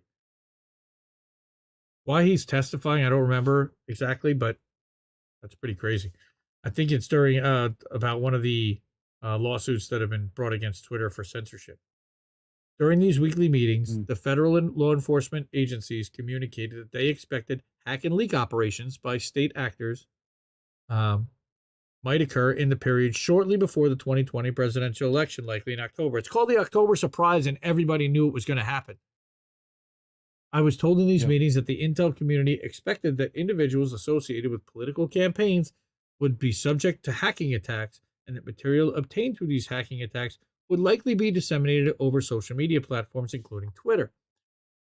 These expectations of hack and leak operations were discussed throughout 2020. I also learned in these meetings that there were rumors that a hack and leak operation would involve Hunter Biden. Look at how they set these guys up. They did the same to Facebook, according to Mark Zuckerberg. Right. And he said to Joe Rogan, God, I bet he regrets going on Joe. The FBI basically came to us and was like, hey, you should be on high alert. We thought there was a lot of Russian propaganda in the 2016 election. There's about to be some kind of dump similar to that. Yeah, they knew it because they had it. High enough in he's also high enough in decision making at Facebook to know that. Mm-hmm. Were the FBI warnings of a Russian hack and leak operation direct? Well, that's something you kind of have to go right to the head. Were the FBI warnings of a Russian hack and leak operation relating to Hunter Biden based on any new intel? No, they weren't. Quote, through our investigations, we did not see any similar competing intrusions to what had happened in 2016, admitted FBI agent Elvis Chan in November. Yep. Indeed, Twitter executives repeatedly reported very little Russian activity. E.g., on September 24th, 2020, Twitter told FBI it had removed 345 largely inactive accounts linked to previous coordinated Russian hacking attempts. They had little reach and low follower accounts. In fact, Twitter debunked false claims by journalists of foreign influence on its platform. Quote, we haven't seen evidence to support that claim by _NBC News of foreign control bots. Our review thus far shows a small-scale domestic troll effort. After FBI asked WAPO about a WAPO story on alleged foreign influence in a pro-Trump tweet, Twitter's Roth says, quote, the article makes a lot of insinuations, but we saw no evidence that was the case here. In fact, a lot of strong evidence pointing in the other direction. Yeah, thanks, Yoel. And it's not the first time that Twitter's Roth has pushed back against the FBI, and he should. In January 2020, Roth resisted FBI efforts to get Twitter to share data outside the normal search warrant process. FBI, ACAB, guys, ACAB, FBI 2. Pressure had been growing. We've seen a sustained, if uncoordinated, effort by the IC to push us to share more info and change our API policies. And I think they did. They're probing and pushing everywhere they can, including by whispering to congressional staff. Time and again, FBI asks Twitter for evidence of foreign influence, and Twitter responds that they aren't finding anything worth reporting. Again, quote, we haven't yet identified activity that we'd typically refer to you or even flag as interesting to the foreign influence context. However, despite Twitter's pushback, the FBI repeatedly requests information from Twitter that Twitter has already made clear it will not share outside normal legal channels. Then in July of 2020, the FBI's Elvis Chan arranges for temporary top secret security clearances for Twitter executives so that the FBI can share information about threats to the upcoming elections with these Twitter execs. Give me a break. On August 11, 2020, the FBI's Chan shares information with Twitter's Roth relating to the Russian hacking organization APT28 through the FBI's secure one-way communications channel Teleporter. Recently, Yoel Roth told Kara Swisher that he had been primed to think about the Russian hacking group APT28 before news of the Hunter Biden laptop came out. When it did, Roth said, quote, it set off every single one of my finely tuned APT28 hack and leap campaign alarm bells. Yeah, they knew it was coming from there because they had the laptop and they knew exactly how they were going to come at them. And they were surveilling Rudy Giuliani, so they knew exactly what Rudy's plan was. In August of 2020, FBI's Chan asked Twitter, does anyone there have top secret clearance? This is what gets really weird. When someone mentions Jim Baker, Chan responds, I don't know how I forgot him, which is an odd claim, given that Chan's job is to monitor Twitter, not to mention that they work together at the FBI. Who's Jim Baker? This is important. Now, we've talked about Jim Baker. I think we talked about him in the first Twitter files. He's the guy that ended up getting fired, and he's the one that Elon, quote unquote, forgot to fire or somehow didn't fire when he first took over, that had access to the Twitter files and vetted them before they were handed over. What he deleted still, nobody's released, nobody's talked about if he made any adjustments and what he had access to. That still hasn't come out yet. So why? Who's Jim Baker? Oh, he's just the former general counsel of the FBI for 4 years, both during Obama and the Trump years. And he's one of the most powerful men in the U.S. intel community. No big deal. Baker has moved in and out of government for 30 years, serving stints at CNN, Bridgewater Capital, and the Brookings Institute. So think tanks, big hedge funds. As general counsel of the FBI, Baker played a central role in making the case internally for an investigation of Donald Trump. And Baker wasn't the only senior FBI exec involved in the Trump investigation to go to Twitter. Dawn Burton, who's a former Department of Chief of Staff to FBI head James Comey, who initiated the investigation of Trump, joined Twitter in 2019 as Director of Strategy. As of 2020, there were so many former FBI employees, Boo alumni, working at Twitter that they created their own private Slack channel and a crib sheet to onboard new FBI arrivals. And here's one to Jim Baker. Hey, Jim, so excited you're here. I'm no longer the newest Boo alum. From Matthew Williams. Here's a Boo to Twitter translation chart I mentioned.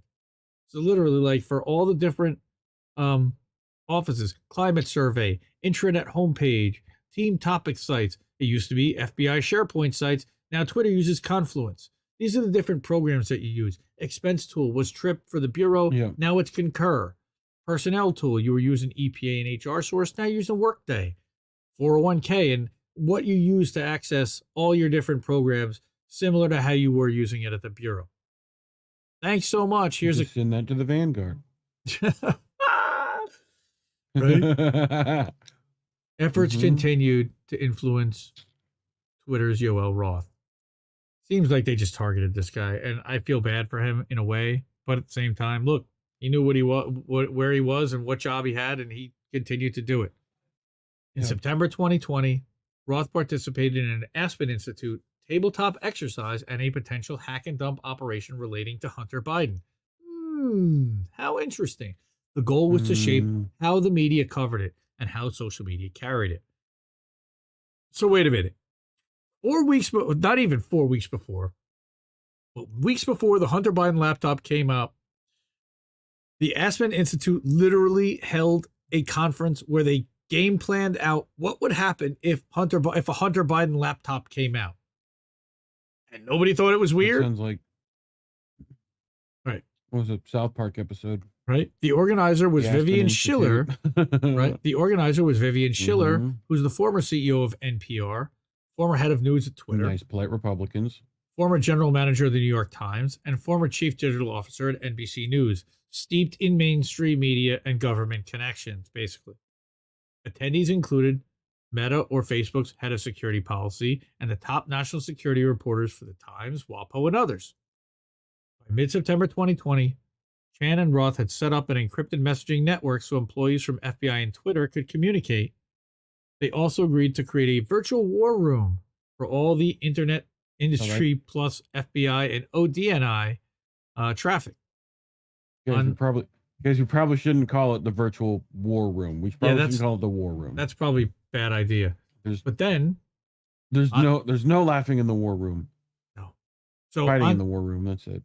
On September 15th, 2020, the FBI's Laura Demlow, who heads up the Foreign Influence Task Force, and Elvis Chan request to give a classified briefing for Jim Baker without any other Twitter staff, such as Yoel Roth, present. That's a little weird. On October 14th, shortly after the Post publishes its Hunter Biden laptop story, Roth says it isn't clearly violative of our hacked materials policy, nor is it clearly in violation of anything else, but adds, this feels a lot like a somewhat subtle leak operation. I wonder why, because they primed you to think that way. In response to Roth, Baker repeatedly insists that the Hunter Biden materials were either faked, hacked, or both, and a violation of Twitter policy. And he does so over email and in a Google Doc on October 14th and 15th. Of course, he's the guy that the FBI put there to censor the frickin' thing. And yet it's inconceivable that Baker believed the Hunter Biden emails were either fake or hacked. Right, I had to do that. The New York Post had included a picture of the receipt signed by Hunter Biden, and an FBI subpoena showed that the agency had taken possession of the laptop in December of 2019. My screen just went black. Okay. As for the FBI, it would have taken a few hours for it to confirm that the laptop had belonged to Hunter. Indeed, it only took a few days for Peter Schweizer, journalist, to prove it. By 10 a.m., Twitter execs had bought into a wild hack and dump story. The suggestion from experts, which rings true, quote unquote, is that there was a hack that happened separately, and they loaded the hacked materials on the laptop that magically appeared at a repair shop in Delaware. Right. At 3:38 p.m. Yep. This is the cover story they're putting out. At 3:38 p.m. on the same day, October 14th, Baker arranges a phone conversation with Matthew J. Perry, not from the show Friends, in the office of the general counsel from the FBI. The influence operation persuaded Twitter execs that the Hunter Biden laptop did not come from a whistleblower. One link to a Hill article based on a WAPO article from October 15th, which falsely suggested that Giuliani's leak of the laptop had something to do with Russia. Russia. There is evidence that FBI agents have warned elected officials of foreign influence with the primary goal of leaking the information to the news media. This is a political dirty trick used to create the perception of impropriety. In 2020, the FBI gave a briefing to Senator Chuck Grassley and Johnson, claiming evidence of Russian interference into their investigation of Hunter Biden. The briefing angered the senators, who say it was done to discredit their investigation. Yes, it was. But the unnecessary FBI briefing provided the Democrats and liberal media the vehicle to spread their false narrative that our work advanced Russian disinformation. Notably, then FBI General Counsel Jim Baker was investigated not once but twice in 2017 and again in 2019 for what? Leaking information to the news media. Yep. For real. This is the guy that went to go work at Twitter as their general counsel. You're saying he's under criminal investigation? Yep. That's why you're not letting him answer, Meadows did? Yes. In the end, the FBI's influence campaign aimed at executives at news media, Twitter, and other social media companies worked. They censored and discredited the Hunter Biden laptop story. By December 2020, Baker and his colleagues even sent a note of thanks to the FBI for its work. The FBI's influence campaign may have been helped by the fact that it was paying Twitter millions of dollars for its staff time. Yeah. Yep. Insult to injury, quote, I'm happy to report that we've collected more than almost $3.5 million since October 2019, reports an associate of Jim Baker in early 2021. And the pressure from FBI on social media platforms continues. In just this August, Twitter execs prepared for a meeting with the FBI whose goal was, quote, to convince us to produce even more FBI EDRs. What are EDRs? Emergency Disclosure Requests, which is a warrantless search. Yep. In response to the Twitter files revelation of high-level FBI agents at Twitter, Jim Jordan, who we're no big fans of, says that he has concerns over whether the government was running a misinformation operation on we the people. Yeah, I'm worried about whether you were running a misinformation for the coach that you were assistant coaches with at Ohio State, Jim Jordan. But yes, I agree with you. Anyone who reads the Twitter files, regardless of their political orientation, should share these concerns. Yes, Michael Schellenberger. But we should also investigate Jim Jordan. Hey, look at that. All right. Fucking Jesus Christ, part 8. God, I forgot we were. I told you we're gonna be here a little while, but this one's short, and it's here's the thing. All right, let's go back.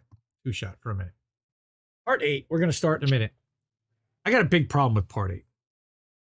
I got a big problem with something that happened in part 5, I believe it was last week, where we talked about Barry Weiss mentioning Alexei Navalny.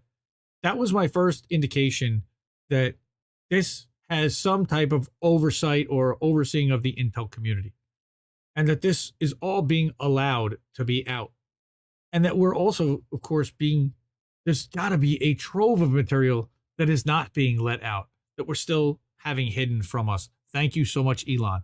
Don't think for 1 second that we're getting all of this. We're definitely not. I'm dying to see what's actually, being hidden. But we do know that the COVID files, of course, came out today. We're not going to get to the COVID files today, but we are going to get to this one, and we're going to go get to 9, and then we'll stop tonight, and we'll get to boats. But this is crazy. This Li Fang thing. So, Twitter Files 8.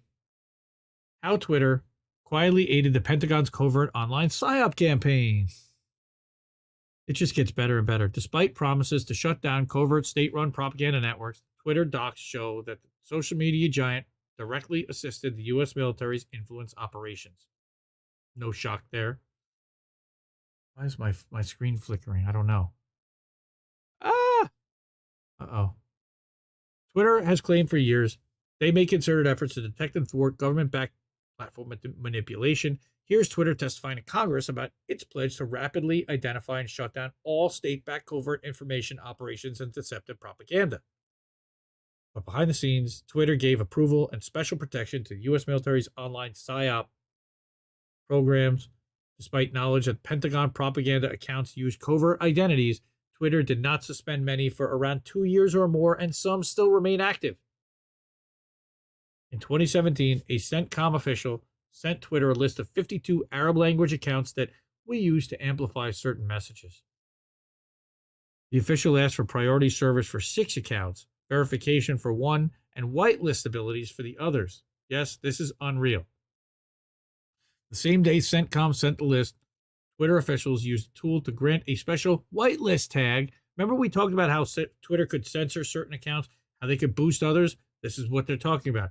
A special whitelist tag that essentially didn't provides... they not call it a whitelist? Yeah, well... Like they couldn't call it a whitelist because... They called it approved list, right? Or like, yeah. Right. Because of the colored notation, right.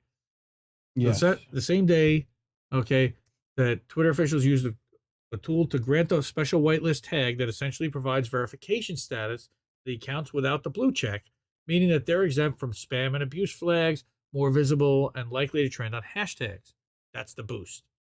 The CENTCOM accounts on the list tweeted frequently about U.S. military priorities in the Middle East, including promoting anti-Iran messages, promotion of the Saudi-U.S.-backed war in Yemen, and accurate U.S. drone strikes that claim to only hit terrorists.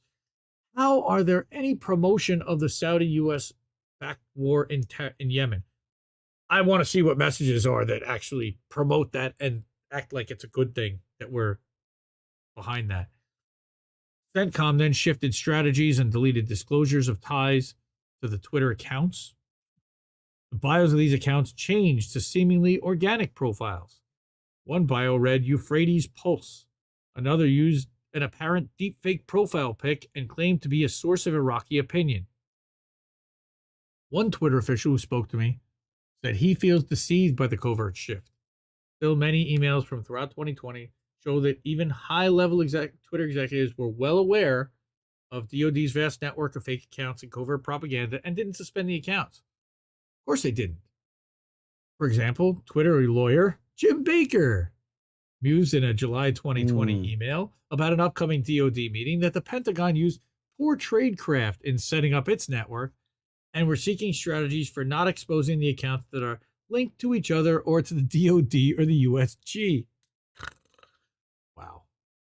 Again, here's our friend Stasia Cardile, another Twitter attorney, replied that the Pentagon wanted an SCIF and may want to retroactively classify its social media activities to obfuscate their activity in this space, and that this may represent an overclassification to avoid embarrassment.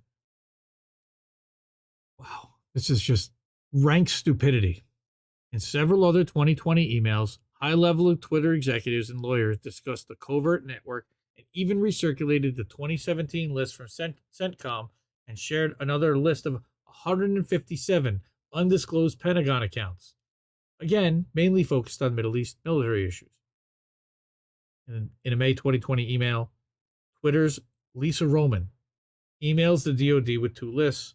One list was accounts previously provided to us, and another list that Twitter detected.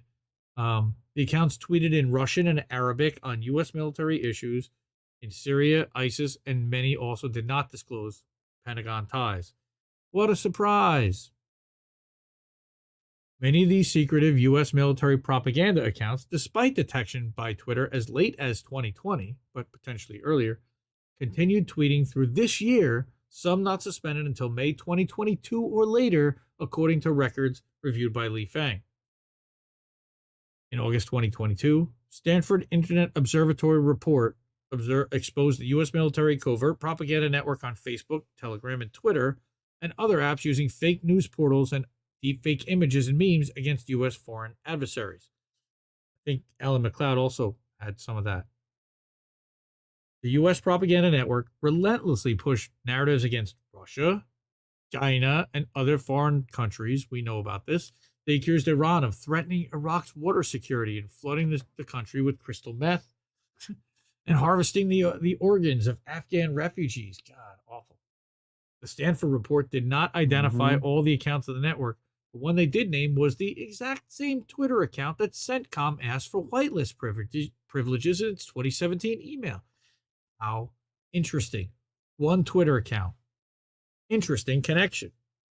Li Fang verified via Twitter's internal tools. The account used an AI-created deepfake images. We need... Who are these people? That's right. Who are these people? They're not real. In subsequent reporting, Twitter was cast as an unbiased hero for removing, quote, a network of fake user accounts promoting pro-Western policy positions. Media covered the story, described Twitter as evenly applying its policies and proactive in suspending the DoD network, which, of course, the reality is much more murky. Twitter actively assisted CENTCOM's network going back to 2017, and its latest 2020 knew these accounts were covert and designed to deceive and manipulate the discourse, a violation of Twitter's policies and promises they waited years to suspend. Twitter's comms team, of course, was closely in touch with reporters, working to minimize Twitter's role. When WAPO reported on the scandal, Twitter officials congratulated each other because the story didn't mention any Twitter employees and largely focused on the Pentagon. Conduct with the U.S. military's covert network stands in stark contrast with how Twitter has boasted about rapidly identifying and taking down covert accounts tied to state-backed influence operations, including Thailand, Russia, Venezuela, and others since 2016, except the United States. And there's a reported piece with more detail. Given more access to Twitter for a few days, he signed and agreed to nothing. Twitter had no input into anything he wrote. The searches were carried out by a Twitter attorney, so what he saw could still be limited. Okay, and this was published in The Intercept, which I'm not a big fan of. And Li Fang started a Substack. Even Glenn Greenwald has said that of anybody that was left at The Intercept, Li Fang was one of the better ones. But he's still working for The Intercept, and they're buddies with Bellingcat. So this whole thing to me is suspect. Ew, bro. This entire Li Fang portion, this entire Intercept printed portion, the entire Barry Weiss printed portion. I've got questions about the integrity of it to begin with. Others may not. I personally do, and I'm allowed to. Hey, look at that. I'm going to skip. Not. This one is the biggest. This is where the CIA gets involved. And we absolutely are sure other government agencies, according to John Kiriakou and according to John, who am I thinking of? Not Pilger, Ray McGovern, legend. He's absolutely convinced that these are CIA. So here's the last of it, and we're going to get through it, and then we're done. After weeks of Twitter files reports detailing close coordination between the FBI and Twitter, moderating social media content, the Bureau issued a statement Wednesday. We knew this. It didn't refute allegations. Instead, it decried conspiracy theorists publishing misinformation whose sole aim is to discredit the agency. They must think us unambitious if our sole aim is to discredit the FBI. After all, a whole range of government agencies discredit themselves in the Twitter files. Why stop with one? That was like Carlin-esque. The files show the FBI acting as a doorman to a vast program of social media surveillance and censorship, encompassing agencies across the federal government, from the State Department to the Pentagon to the CIA. The operation is far bigger than the reported 80 members of the FITF, which we talked about earlier, which also facilitates requests from a wide array of smaller actors, from local cops to media to state governments. Twitter had so much contact with so many agencies that executives lost track. Is today the DOD and tomorrow the FBI? Is it the weekly call or the monthly call? It was dizzying. All right. The chief end result was that thousands of official, quote-unquote, reports flowed to Twitter from all over through the FITF and the FBI's San Francisco field office. We know about Elvis Chan. On June 29, 2020, he wrote to a pair of Twitter execs asking if he could invite an OGA to an upcoming conference. OGA, or other government organization, or other government agency. Damn. Right? Can be euphemism for CIA, according to multiple former intel officials and contractors. Chuckles one, they think it's mysterious, but it's just conspicuous. Ray McGovern says, other government agency, the place where I worked for 27 years. Retired CIA officer Ray McGovern. It was an open secret. Ray McGovern, yeah. Right. It was an open secret at Twitter that one of its executives was ex-CIA, which is why Chan referred to that executive's former employer. First Twitter executive abandoned any pretense to stealth and emailed that the employee used to work for CIA, so that's Elvis's question. Senior legal executive Stasia Cardile, who keeps coming up, whose alertness stood out among Twitter leaders, replied, I know, and I thought my silence was understood. She then passes on conference details to recently hired ex-FBI lawyer Jim Baker. But I invited the FBI and CIA virtually, and the CIA virtually will attend too, she says to Baker, adding pointedly, no need for you to attend. Like they don't do that already. Right. No need for you to attend. I love that. The CIA virtually attend everything. Because they're listening all the time. The government. Yeah, they're like Jesus. Okay, number 16. The government was in constant contact, not just with Twitter, but with virtually every major tech firm. These included Facebook, Microsoft, Verizon, Reddit, even Pinterest, and many others.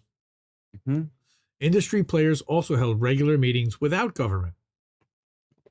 One of the most common forums was a regular meeting of the multi-agency FITF, attended by spates of executives, FBI personnel, and nearly always one or two attendees marked OGA. Mysterious. And there's one of the emails that's sent out to everybody, classifying them literally as OGA. Oh, I missed something there.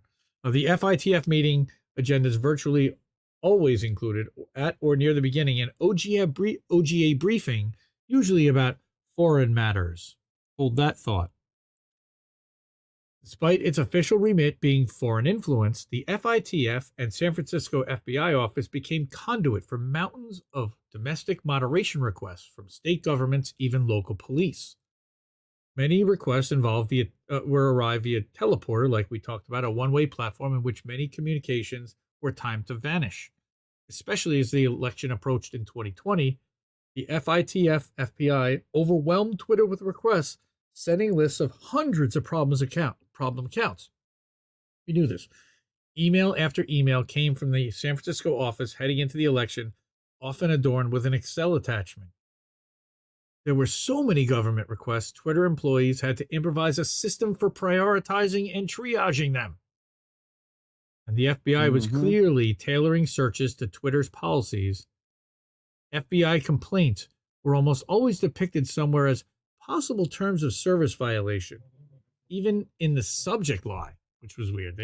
They show an email from Elvis Chan to Yoel Roth with it.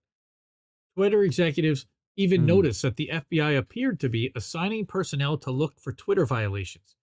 Like I said, Twitter cops. Quote, they have some folks in the Baltimore field office and at HQ that are just doing keyword searches for violations. This is probably the 10th request I've dealt with in the last 5 days, remarked Stasia. And she's saying this to Jim Baker. And of course he knew this. Even ex-FBI lawyer Jim Baker agreed. Odd that they're searching for violations of our policies. Yeah, sure it's odd. The New York FBI office even sent requests for the user IDs and handles of a long list of accounts named in a Daily Beast article. I think Max Blumenthal and some others, senior executives, say they are supportive and completely comfortable doing so. It seemed to strike no one as strange that a foreign influence task force was forwarding thousands of mostly domestic reports along with DHS about the fringiest material. Foreign meddling had been the ostensible justification for expanded moderation since platforms like Twitter were dragged onto the Hill by the Senate in 2017. Yet behind the scenes, Twitter execs struggled against government claims of foreign influence supposedly occurring on their platform and others. Yeah. Twitter files show execs under constant pressure to validate theories of foreign influence and unable to find evidence for key assertions. Basically, they're making up the crimes, which never happened. Twitter's saying they didn't find them, and they're like, no, you have to look for them, you have to find them. Found no links to Russia, says one analyst, but suggests he could brainstorm to find a stronger connection. And what he's talking about is, after I reviewed the accounts, found no links to Russia, I asked blank so-and-so on this ticket. This was his answer. Thanks for tagging in the workflow. From my checks, I couldn't find any indicators to suggest that the account is Russian. Even the other phone-linked accounts doesn't have indicators to suggest it's a Russian proxy. Did checks of via domain tools for IP resolves and email checks for OSINT. However, going by the content and narrative coming from the account is definitely pro-Russian or could be a Russian proxy. I can brainstorm with so-and-so and see if we can dig even deeper and find a stronger connection. They're now inventing Russians. Extremely tenuous circumstantial evidence of being related, says another. No real matches using the info, says Yoel Roth in another case, noting some links were clearly Russian, but another was a house rental in South Carolina. In another case, Roth concludes a series of Venezuelan pro-Maduro accounts are unrelated to Russia's Internet Research Agency because they're too high volume.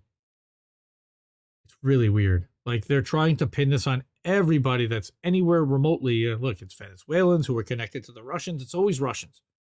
The Venezuelans were extremely high-volume tweeters, pretty uncharacteristic of a lot of the other IRA activity, which is what Roth said and identified. In a key email, news that the State Department was making a wobbly public assertion of Russian influence led an exec, the same one with the OGA pass, to make a damning admission. Quote, due to a lack of technical evidence on our end, I've generally left it be, waiting for more evidence, he says. Our window on that is closing, given that the government partners are becoming more aggressive on attribution. I'm going to go ahead with suspension and mark the domain as unsafe. That's what he says in the email here. Rebel Inside was a new one for me too. Not even sure what the goal of the account could possibly be, other than to highlight unrest in other areas of the world besides Russia. I've already suspended it and marked its domain as unsafe. Like, again, Twitter cops. Translation: more aggressive government partners had closed Twitter's window of independence. Other government agencies ended up sharing intelligence through the FBI and FITF, not just with Twitter, but with Yahoo, Twitch, Cloudflare, LinkedIn, even Wikimedia. Yes, Wikipedia, which we know has been editing the Gray Zones page and other lefty and anti-imperialist pages. And they're in bed with the intel state. Former CIA agent and whistleblower John Kiriakou believes he recognizes the formatting of these reports. He says, it looks right on to me. noting that what was cut off above the tear line was the originating CIA office and all the copied offices. Many people wonder if internet platforms receive direction from intel agencies about moderation, foreign policy news stories. It appears Twitter did, in some cases, by way of the FITF and FBI. These reports are far more factually controversial than their domestic counterparts. And this one I know Max Blumenthal even shared. One intel report lists accounts tied to Ukraine neo-Nazi propaganda, except it's not propaganda, it's real. This includes assertions that Joe Biden helped orchestrate a coup in 2014, no Victoria Nuland did, and put his son on the board of Burisma. Somebody put him on the board of Burisma, unqualified. Another report asserts... Hold on. One till list accounts tied to Ukraine neo-Nazi propaganda. Okay, so yeah, the Maidan coup, they fucking... Gotcha. Right. Okay. Right. They're denying that Maidan happened. They're denying any of it. And they're saying that Biden had nothing to do with it. And that just the opposite. He was trying to prevent that, which we know. He had Hunter get the gig. Another report asserts a list of accounts accusing the Biden administration of corruption in vaccine distribution are, again, part of a, of course, Russian influence campaign. They're constantly priming all these intel agencies to be anti-Russian.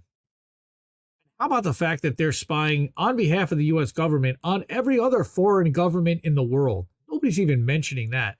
Like, this just became, like, Twitter is a global company, but yet they are basically a tool of the U.S. intel community. Often intelligence came in the form of brief reports, followed by long lists of accounts simply deemed to be pro-Maduro, pro-Cuba, pro-Russia, etc. This one batch had over 1,000 accounts marked for digital execution. I'm sure some of our friends were in there. Because the tragedy of Donbass, DonbassTragedy.info, a website documenting the purported human rights abuses committed by Ukrainians since 2014, is directed by GRU, Russian Intel. Oh, that wasn't really happening. Okay. Intel about the shady... Go back. Yeah, go ahead. Go back. I'm trying to remember. What was it called? Go back one more. I must have missed it. You said a thing. Talking about this? One more. Go the other way. The other way. Documenting purported. Yeah, again, this is the website.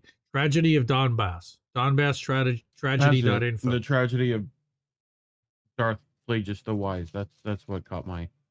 That was it.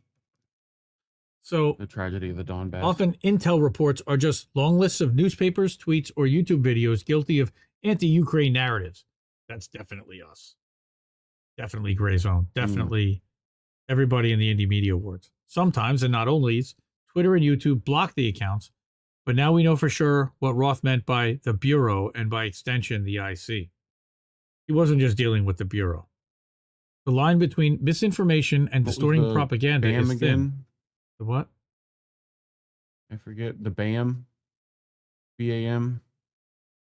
Thing a minute ago. I don't know what you're talking about. But the line between misinformation and distorting propaganda, this is it, is thin. Are we comfortable with so many companies receiving so many reports from a more aggressive government and other government agencies, by the way? CIA has yet to comment on the nature of its relationship to tech companies like Twitter, nor will it ever. Twitter had no input into anything I did or wrote. Searches were carried out by third parties, so what I saw could be limited. Same thing, Matt Taibbi. All right, I'm exhausted. I'm done talking. But I wanted to show this. Under the first, and this was published the other night. Never mind. Yeah. Under the First Amendment, government cannot work with tech companies to censor people for expressing disfavored viewpoints. It's important to correct a common misconception that has been percolating, as has become apparent to her, Jenin Yoons, who's Lefty Lockdowns 1, through a number of conversations. First of all, government coercing and pressuring private companies to engage in viewpoint discriminatory censorship is obviously First Amendment violative.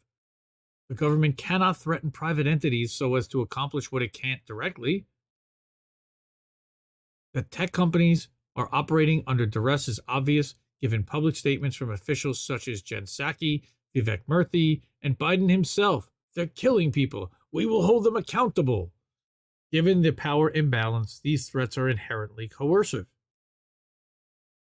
We also know the companies operated under pressure from internal Twitter emails, such as those exposed by Alex Berenson's lawsuit, and exchanges between Murthy and Facebook executives. Claim that companies want to help government falls flat in these circumstances.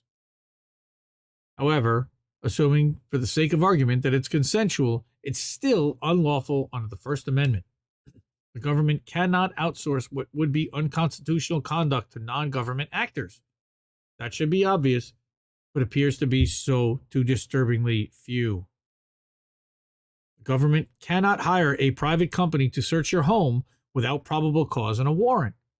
Likewise, government shouldn't be able to pay, persuade, or collude with private companies to engage in conduct that is a First Amendment violation when performed by the government. All right.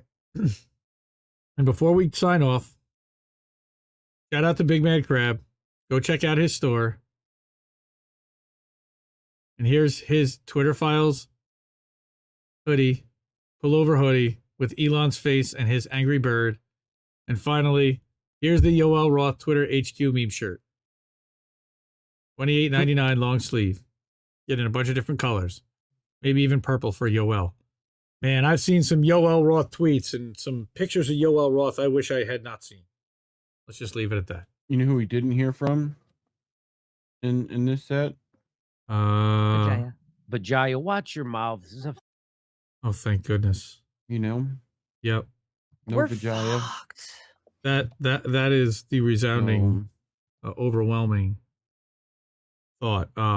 By the way, so that is the link to Big Mad Crab store, that weird, terrible link. He's got to work on getting some kind of better name than that. At least bigmadcrab.spring.com or something. Come on, man. Let's work on that. And then, of course, all the merch that I was showing earlier can be obtained at independentleft.shop. And that link is right here in the chat. So independentleft.shop. Check that out too. Go buy some merch. All right. I'm spent. Yeah. The exact definition of fascism, violation of the First Amendment. You bet, Anthony. All right. Iowa Blackbird. CIA can do all these things at will. They've actually done these things in the USA, outside the USA for years. Yeah, we know. Everybody knows. We know this. And again, Whitney Webb was pretty instrumental in turning this over. Thank you, Iowa Blackbird. I appreciate you being here, and you can certainly go back, and we're going to cut all these up into segments too. Bam, buy me a coffee. Oh, no, that's not it. That's pretty funny. Well, yeah, Wikipedia is poo-poo now. Agreed, but they've always been poo-poo. Cynic, good to see you. Glad you can make it tonight. And yeah, dude, let's get to some boats because I want to see some eye bleach. I'm sick of this. Plus, this screen's killing my eyes. So let's go. And I watch mindless shit. Boats that smash into other boats. Yay! It's the Reef Show. Now, and you can do Twitter, and I'm not going to. I'm just fucking around. Yeah, just don't even click over there. Wait till we're done. Yep. I'm not. Okay. I'm shutting the window. Santa Claus. Fuck milk and cookies. Please leave weed. North Pole dry as fuck. Is he now Russian? That's the tweet. Is he now Russian? Yes, most likely. Santa is Russian. Thanks, bro. I left you cookies for Santa. Santa's like, oh God, okay. Mrs. Claus says, how did deliveries go? Santa says, fuck. He's got a whole bag of Taco Bell and a few drinks. Santa took a detour. Yep. Oh God. Do you know this guy? Do you know that guy? Uh-huh. This guy right here? He's got a little bit of weed. Gabe. Gabe Newell Don't tell anyone. owns Steam. No. What? Okay. Do you know this guy? Hezbollah! No, it's not. It's not Hezbollah. Play. Hello? Is it gonna play? Oh God. This symbol on my mouse don't mean good.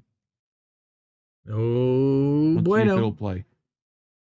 Hello. Let's see if it'll play. Let's see. I don't want to like. It might. It's having issues. For some reason. Ooh. I don't know why. Can I unfull screen? No. Is your browser frozen? Yeah. Bummer. Which is always fun. Oh, does that mean you're going to lose all your tabs too? Quite Probably if I just you just gotta wait. It's been having issues for some reason. So we got just issues now, of course. We got issues everywhere. We got issues all over the place. See if I can I stop watching your camera? Billionaires are maniacs. Yes. Billionaires are morons. Yes, they are. Cynic used to run a Pokemon League. Okay. Putin pooped my pants yesterday. Screw Google. Yes. You're funny. Well, let's turn on some chat. Can I turn on restream chat? Oh, it is on. Stop downloading CIA porn. Screw Google. Yeah, seriously. Reef. Did you put Psiphon on your computer? No. Okay. Okay. Things working now. How we doing? I don't have anything else up. Uh-oh. So Ruh-roh. We're good. Let's also do this real quick. Save speed dial folder. There we go. Just in case. Hey.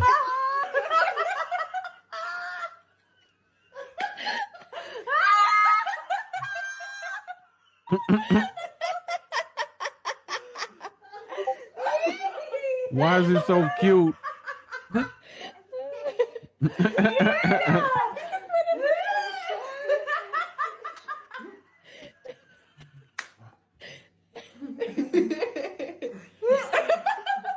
Good moves.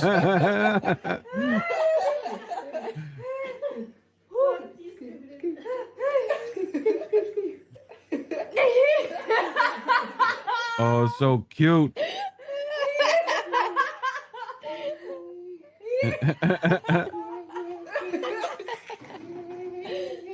Dad's in touch with his feminine side, I can see. Yep. A big note from Junior. I don't need dinner. I can eat paper. P.S. See? He ate the paper. Well, that was funny. See? I eat paper. That is funny. Dude, something about kids and swearing. You know? My kids haven't gotten there yet, but they're getting close. Haha, I'm telling on you. I'm showing this to your Actually, mommy. my son asked today, what's a bitch? You're going to jail. Put your hands up. It froze. Why? Okay. So You're going to jail. Since I saved that as a thing, let's just do this. Close it. We're going to do that. And that's a diner in the sky. Open it back up again. Yep. His future diner. This is what we call 2 bears, 1 cave. 2 bears, 1 cave. It's just one. Oh. Hello?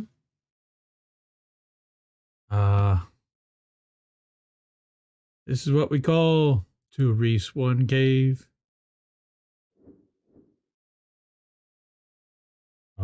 Nice. How do I...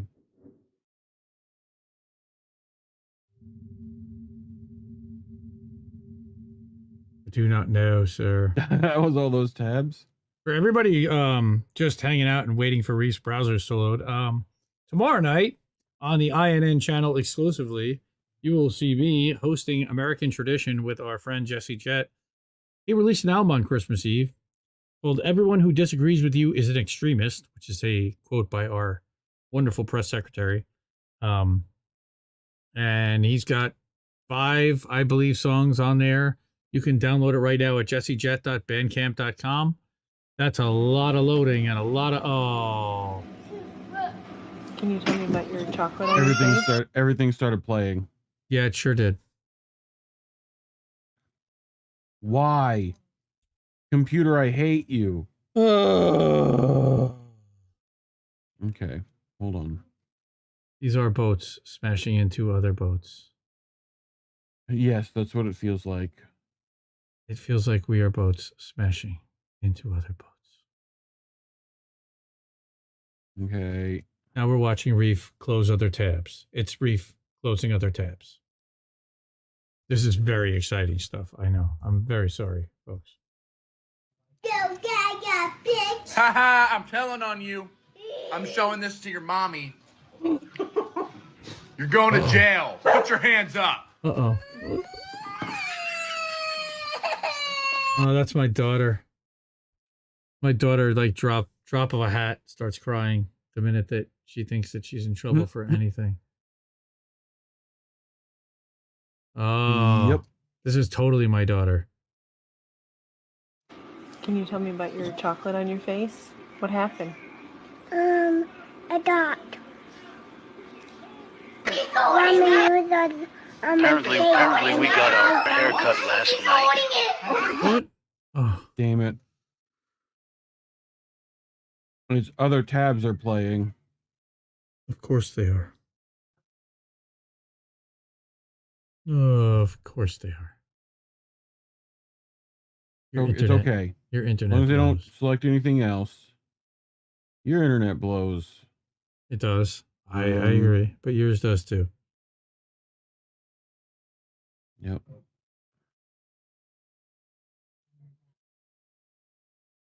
Hold on, I had to. Okay. Anything else that just wants to fucking play for no reason? Everything's loaded. Are we okay? I'm playing Jeopardy music. All right, let's roll this again. No sound.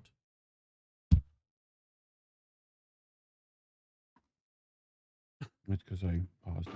Can you tell me about your chocolate on your face? What happened? A dot. Ramen noodles on my face, and I washed it. Did you wash it with chocolate? Yep. Yep. Chocolate soap. Yep. Brown chocolate soap. Chocolate soap. This one's just called Maybe This Won't Be an Olympic Gymnast. The uneven parallel bars. Oh. Oh, that's going to leave a mark. Oh, that sucked so much. Oh. Of course, it stops like 3 seconds before the end, like every fucking video does, apparently.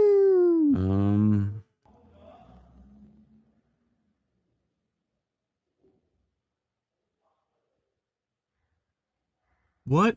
Oh my God. Oh. Oh my God. Oh, Just yeah.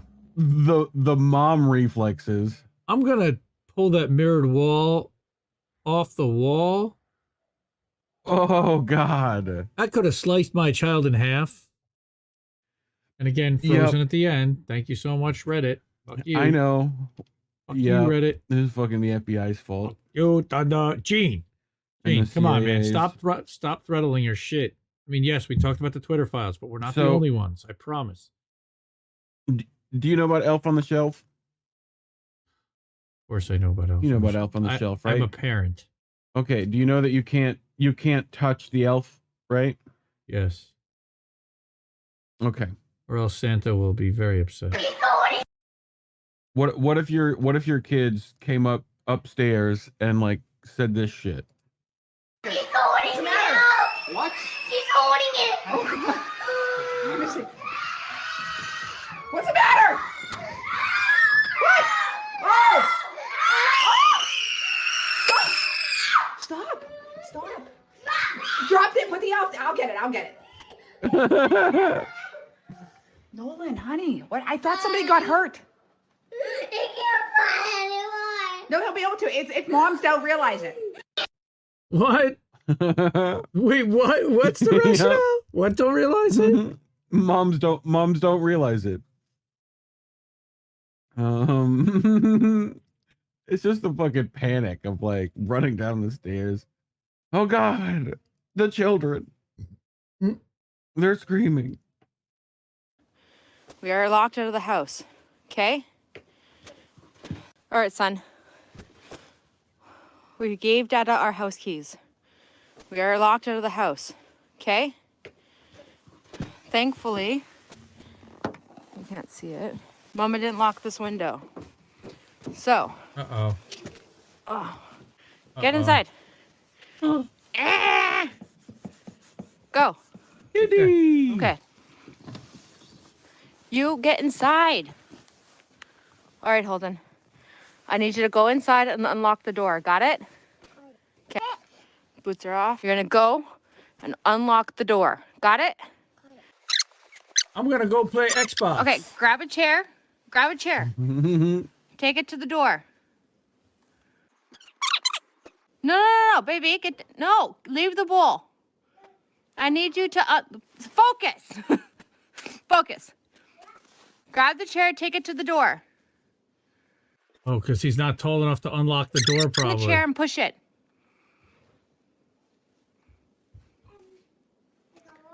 You got a rock. Okay, well, I thank you. I got a rock. Thank you. Okay, take chair. Like you had to speed this up. Oh.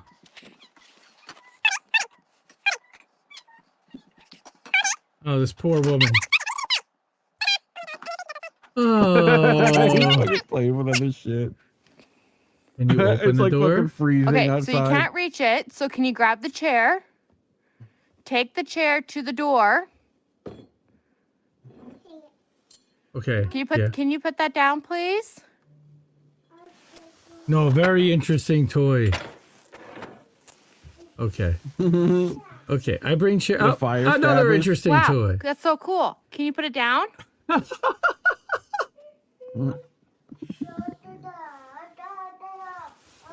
my god. Hold in. I'm serious. I can't get inside the house. I can't get through the window. I need you to get the chair. Go to the other room. Oh my god. There you go. There you go, kid. Yeah, move the rug away. That's right. There you go. Are you close enough to the door handle? Nope. Nope. You gotta move to the other side. Okay, can you unlock the door? Nope. Yep. Yay! Did you get it? Now move the chair. You're amazing. Wow, that was a long time for the payoff, I'll tell you. I know, right? This one's funny. Screw Gulo, your CIA apparently- handler's name is Brad, huh? Or your cis Brad. handler? Yes, even funnier is your cis handler than your CIA handler. So apparently they got their hair cut last night. Apparently we got our haircut last night. I cut everybody's hair. That's Yeah, it's cute. That's creepy. It's not.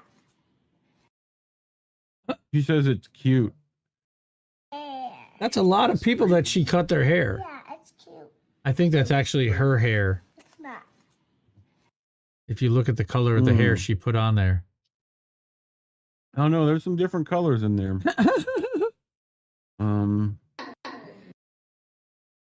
We tend to have more blood pressure problems. And this is just you. Spell fat. F-A-T. Spell her.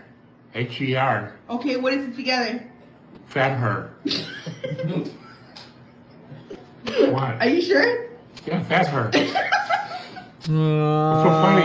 I'm saying it right. Okay, are you sure? I don't get it. Yes, fat her. I get it. Are you guys making fun of me? Yes. What? Yes, they Together. Fat her. and her. Spell it. F-A-T-H-E-R. What does that spell? Fat her. Sound it out. Fat her. Oh my god. He's gonna be so mad at himself. Huh? F-A-T-H-E-R. What is that? What word is that? F-A-T-H-E-R? Yeah, what is that? Fat her.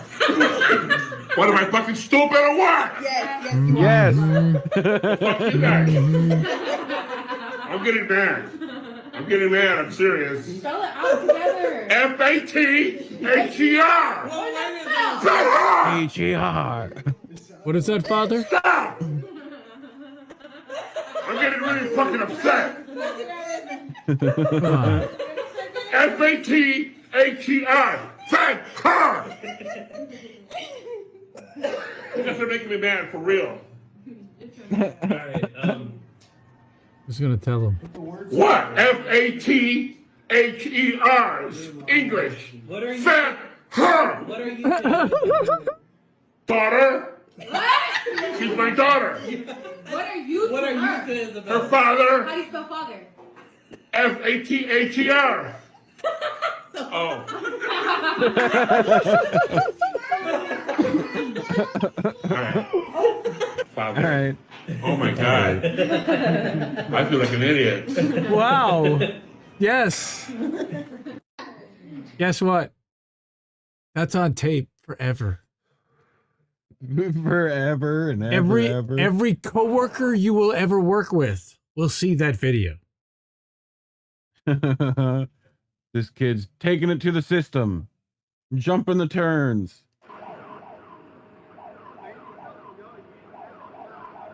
Yeah, you did it. Go free. Bing. Hit with the fucking. And of course, Reddit crashes. How do you tell your mom that you got a hammer stuck in your mouth? I would guess, looking at her eyes, that she's a little high. What do you think? A little high. Probably. That would be the first thing. Yes, I took some drugs, and yes, I have a hammer in my mouth, but you have to handle with care. Let the kitty down carefully, and night. Did I go night? Oh, the two kitties. Oh, sleepy. We made it to Pet Zone. As a good kitty. Or sleepy weed kitty. Protected the weed. Or sleepy weed kitty. You know he's gonna eat that whole plant in a minute. I would guess not. Have you ever seen how red pandas try to look more intimidating? Mm-hmm. You want some? Fucking. Come get some. I fucking love that shit. Come get some. Get some. Get some. Get some. This one's fucking great. What are those? Oh my God. What are those? Oh, that's so creepy. In the wrong direction. Is it though? Whoop. A little bit. Yep. Anyway. Big kitties like laser pointers as well. Oh. Look at the laser go. Yep. Cats are fucking stupid. I'm gonna get it. I'm gonna get that shit. Cats are stupid, you say? Mm-hmm. This is an intelligent creature. This is hunting prowess. You couldn't catch that red light. I wouldn't want to, You know? because I am an advanced being. Yes, you would. Advanced being. Oh. No, chicky, kitty, Look at the kitty. cute. I'm gonna eat them all. I'm gonna eat them all. All these are all mine. Yeah. Yeah, but he realizes he better not fuck around, or he'll be pecked to death. Oh my God, it's fluffy warmsies. Who needs blankets? It's so funny. Yeah, The just look all at his down, face. dude. Yep. That's all that is. Yep. Look at this fucker.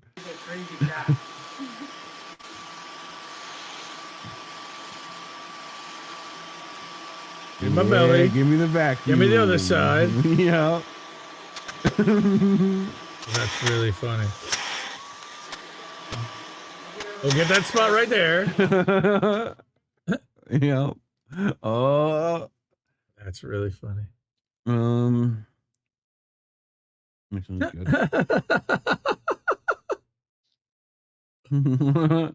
Okay, Dogs. get over here, you little shit. You're in the fucking wrong way. God damn it. Clothed dogs. All right, come on. Oh, dirty shit. Dirty Okay. shit. Oh my God. Dirty shit. Fucking. Okay, is that good? No? Okay, over Oh. here? You little shit, fucking turn. Fucking. Okay. I'm gonna. One looking this way, one looking that way. One going, what do you want from me? What do you want from me? Yeah, profile? Here's my good side. Wow.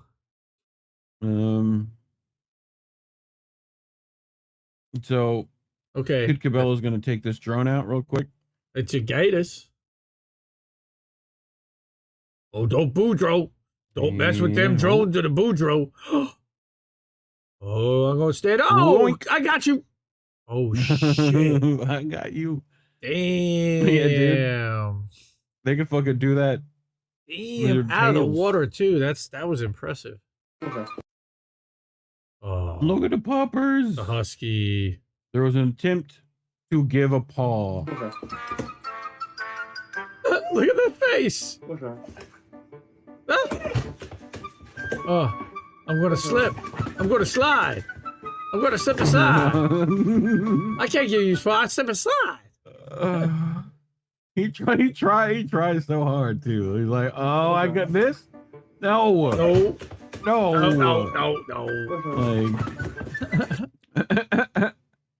Does It's Kit fucking fly drones? adorable. I don't know if he flies drones. That's a good question. Ed Heller, does Kit fly drones? I think Kit's the gator. This is Them just gators. his dog wanted to get brushed. Dog wanted to brushy.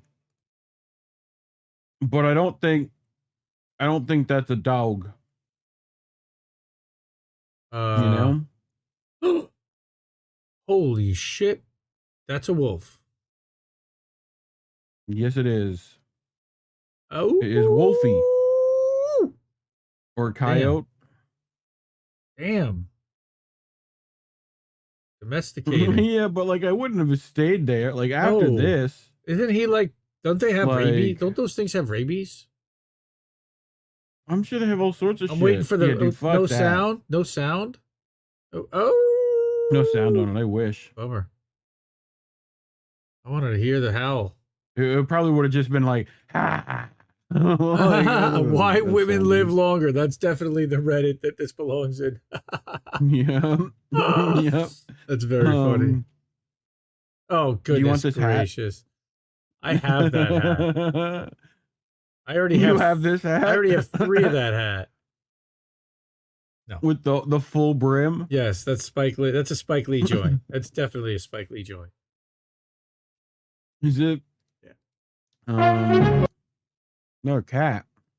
This was what we earlier. We can't play the indie music, so you just have to hum it. You know? Hmm. You know the indie music?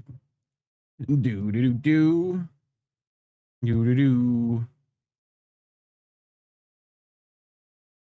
Do do do do do do do. Bam bam bam bam bam bam bam bam. There he is. Yeah. I want He the brought food. the cable with them. I want the food. Yeah, that's a snake. See, you That's too. how to snake a can cable use with a cat. fucking- So we talked about boy. the rail, workers earlier today. Shout out to the rail workers. So, they got balls of steel. I'll tell you what.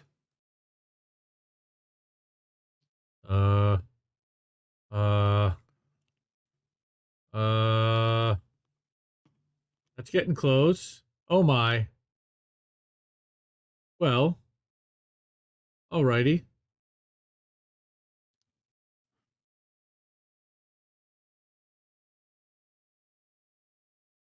Huh. Is he That's connecting wild. that? That is.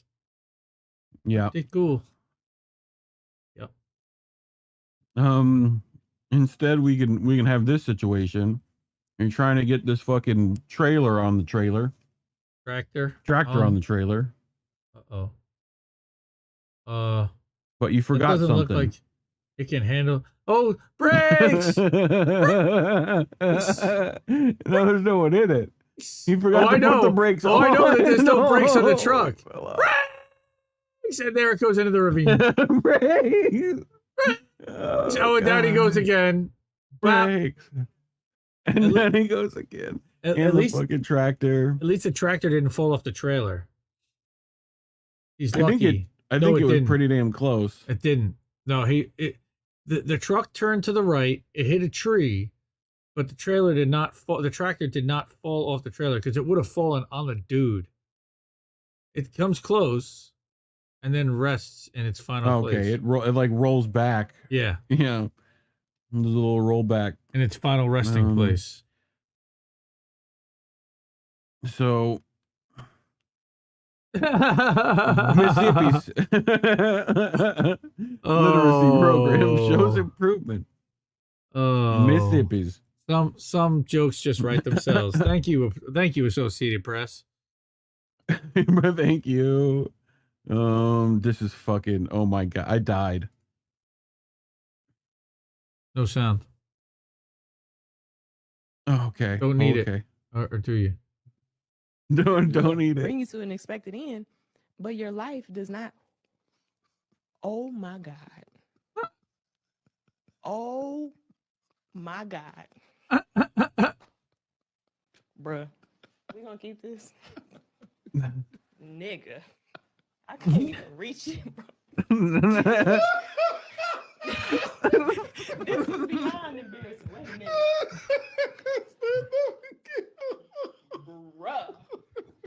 Bruh. Bruh. Bruh. Don't you know you are never, ever supposed to laugh at a black woman's hair? Come on. That's like rule number 1.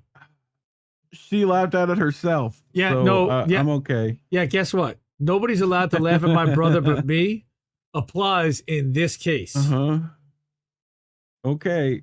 What about these people? Did you know there's a war going on?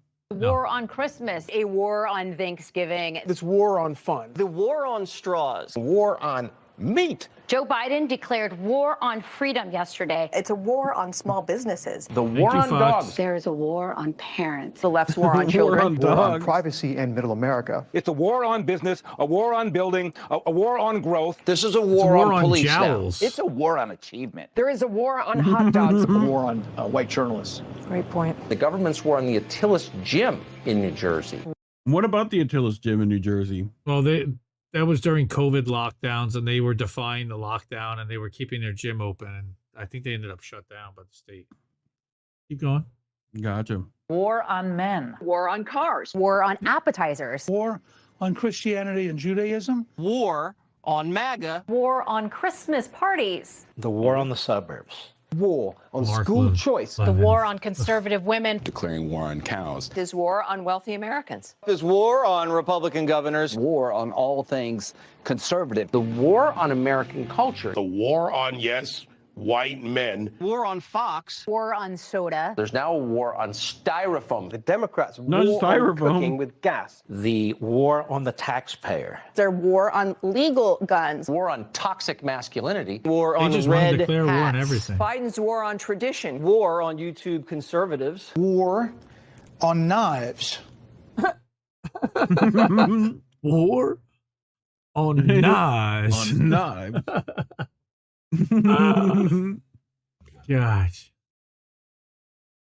What could go wrong trying to clear 6 feet? Do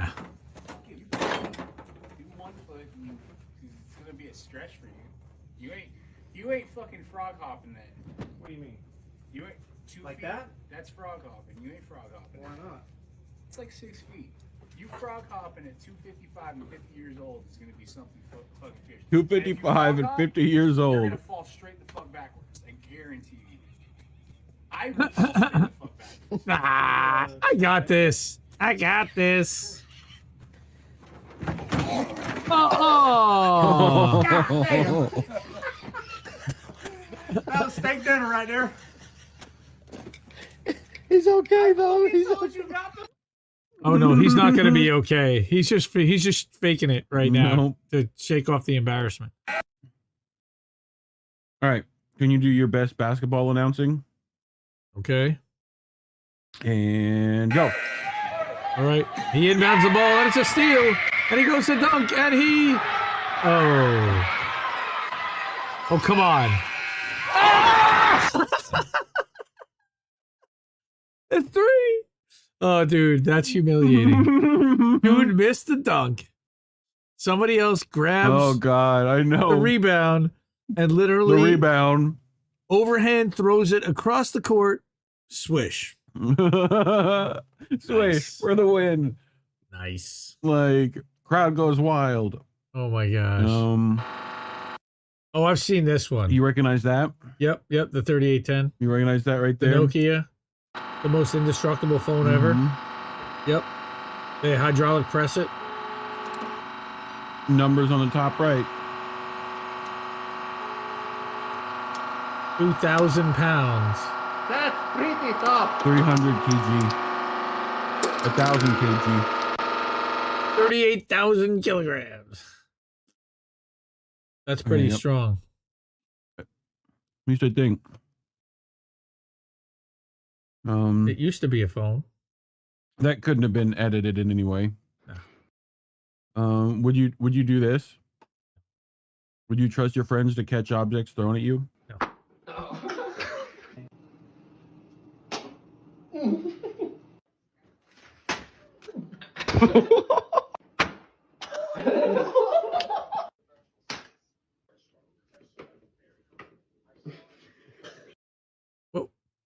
Could you? Why? Could you do that? No. Nor would I want anyone. I would not stand there. Oh.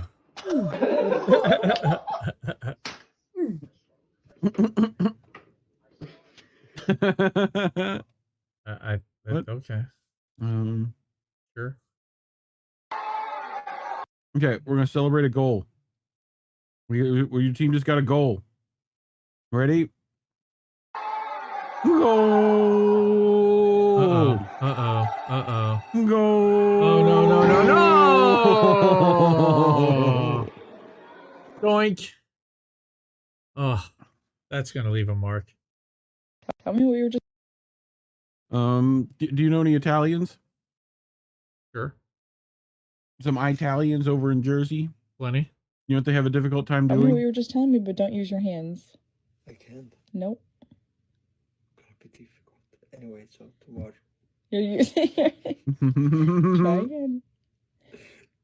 Tomorrow, we're gonna go to the gym and then oh freak. It's very difficult. So tomorrow we go to the gym. He's still making a list. No. Wow. He literally couldn't do it. Incapable. So tomorrow. Incapable. Can you tell me what's going on here? Oh my lord. Send help. That's a slug. Send help. Yeah, it is. A snail. That's a giant fucking snail. Attached to his eye. Yep. Are they eating his eye? Is that what they're doing? He seems a little calm for him. Seriously, like he's just like, meh. All right. Meh. They came out and they Oh my god, this is fucking amazing. said, okay, we found it. The officer points to my floorboard on the driver's side and said, that's crystal methamphetamines right there. I said, that's glaze from a Krispy Kreme glazed donut I ate 2 days ago, and I haven't vacuumed the car yet. You would think a police officer would recognize donut glaze. It's probably on the front of their uniform. Oh, fuck. Oh, that was good. Oh, all the police are like, boo that man. Oh, that's funny. So you're working during an ice storm and you got to throw the fucking cardboard out. Are you recording? Yeah. Uh-oh. Uh-oh. No. No. Don't go out. They're gonna lock the door. Oh, shit. Oh, shit. Let him back in. I'm sorry. Barstool. He says, I'm sorry. And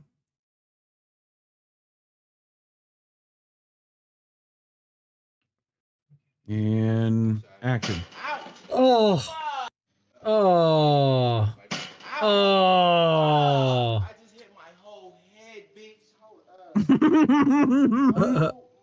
As opposed to part of his head, bitch? Yeah. I hit my whole head, bitch. I bet they got that on dang old camera. Yes, they did. And we're watching it on both right now, sir. Yeah. So look. So did you see what happened in Seattle? Yeah.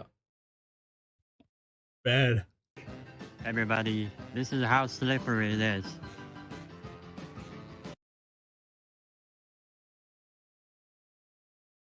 Whoa. What the fuck? What the fuck? Oh my god. I think they need to do some work on that sidewalk. What do you think? Level it out? I don't hear your mic anymore. Your mic cut off. Yep. Now you're back. So yeah, Seattle again. Oh, well. Right? Pay attention to what's happening here. Okay. That's very icy. Oh, hey now. Oh, steer. Steer into the skid, sir. Steer into the skid. No. Yeah. There's no brake that will stop you on ice. Unfortunately. Ice just does not stop cars. Whee! It is synchronized spinning. Yep. Yep. What else I got? Excuse me. This one's fucking amazing. Excuse me, pretty lady in the red dress. Okay, if I can swallow that lime whole, can I have your number? No, yeah. Nice. Nice. No, yeah. Yeah. My number is 0. No, yeah. My number is 0. Nice. You're on the subway and you see this. What do? Laugh. Laugh? No, you mind your business. I offer her a stylus pen because she clearly needs one. Stylus pen. Madam. This is how my Christmas Eve is going. I should go get a gun, right? My brother and my brothers and them right there. Don't do it? Huh? Go get it? He's gonna cover him in Fire extinguisher? No, just say it, bro. Oh. You wanted it. You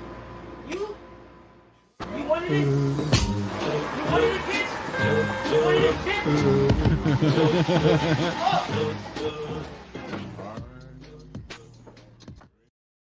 Dreaming of a white Christmas.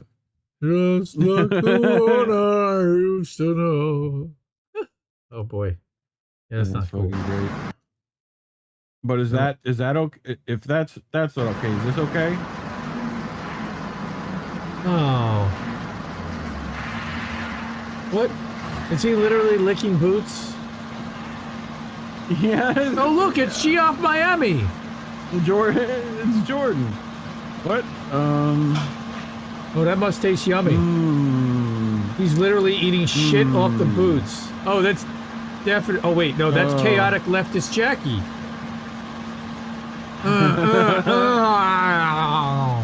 She's eating. She's licking. Are those AOC's boots? Oh, he's got his mask on. Safety first. Are those chocolate boots? Oh my lord. Does he?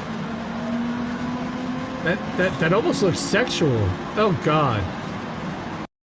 I think it is. I think that's what it is. Oh goodness gracious. What about this? Welcome to Russia.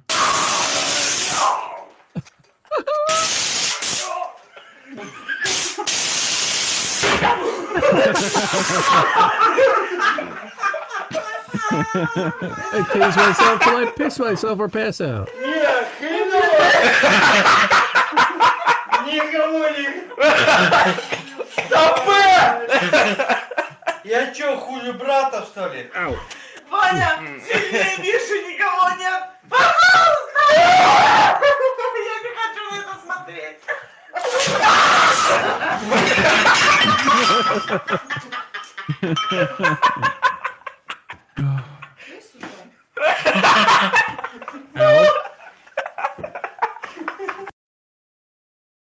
Why? Yeah.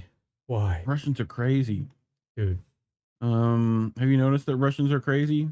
I'm professional bodybuilder. Oh my Mr. word! Olympia, muscle, Back that out. Naturalis, Muscle. sport, live, Sport. 5 years, professional, master pop MMA, 1 round, knockout. Plastic surgery. Yes, we can tell. I am Joker. Oh, yeah, no, you're not. Professional. Oppa. What did he do to himself? That's not natural. That is not. Up. That is not human. Up. He's moving it with his hand. Transformation. 1 day, million. Transformation phase, million. 2J. Oppa. Dude, you overpaid way too much. You overpaid. Million. You overpaid. Million. What, pesos? Wow. Oh, so you know how we end things here, right? Oh, I yes, we do. Yep. Bangs, people.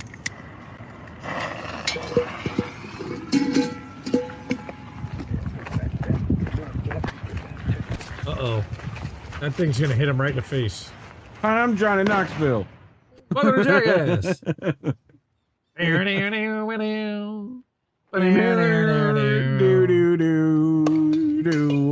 fuck. That thing's fucked up.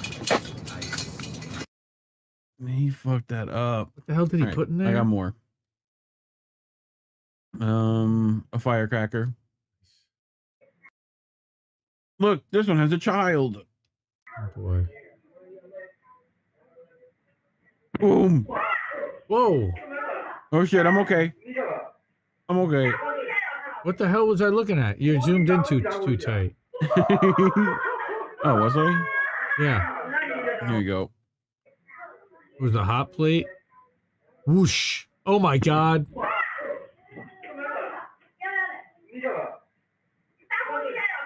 Better stick a sushi, dude. Yeah. Oh. Just don't stick balloons near fire. Wait for it. Oh. Oh. Hey now. Wow. We'll watch it again. There we go. That's Now a it's big. lawnmower. Loop. Yep. GIF. Loop. GIF. Woo. And action. That's a lot of fire. Fucking fire went everywhere. That's a fire. Fire. That's a fire. Look at that. What could go wrong? Throwing fireworks on the road.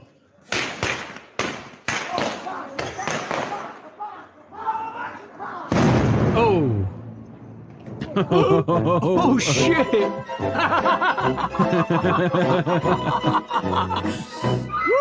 Dude,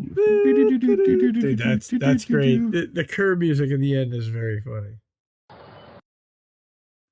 House explodes after contractor hits gas line. This is why we dial 811 before we dig, folks. Oh my God. Oh my God. Holy shit. Oh my God. Did nobody die? Like, dude, that guy was walking toward the house. Dude, that's not even funny. If that were my house, I'd be kind of upset. Dude, this house is gone. How do you even get what happened to your house? Well, what happened was, how do you even like, holy fuck. I hope you're insured. Shit. Oh my God. Oh fuck. Okay, the moment a big industrial gas leak. 0 casualties, it says. So this one's okay to play. كثير بزاف. هانتو ملي كتشوفوا راه جاي دابا عندنا ولا جاي عندنا بزاف غادي وكيتزاد. هانتو شوفوا كيبان. Yeah, I see it. اخويا ما كيحاولنا نبعدوا اخويا راه حنا طلعنا دابا الفوق مازال. لا شالت العافيه. انا لله وانا اليه راجعون. الله اكبر. الله اكبر. الله اكبر.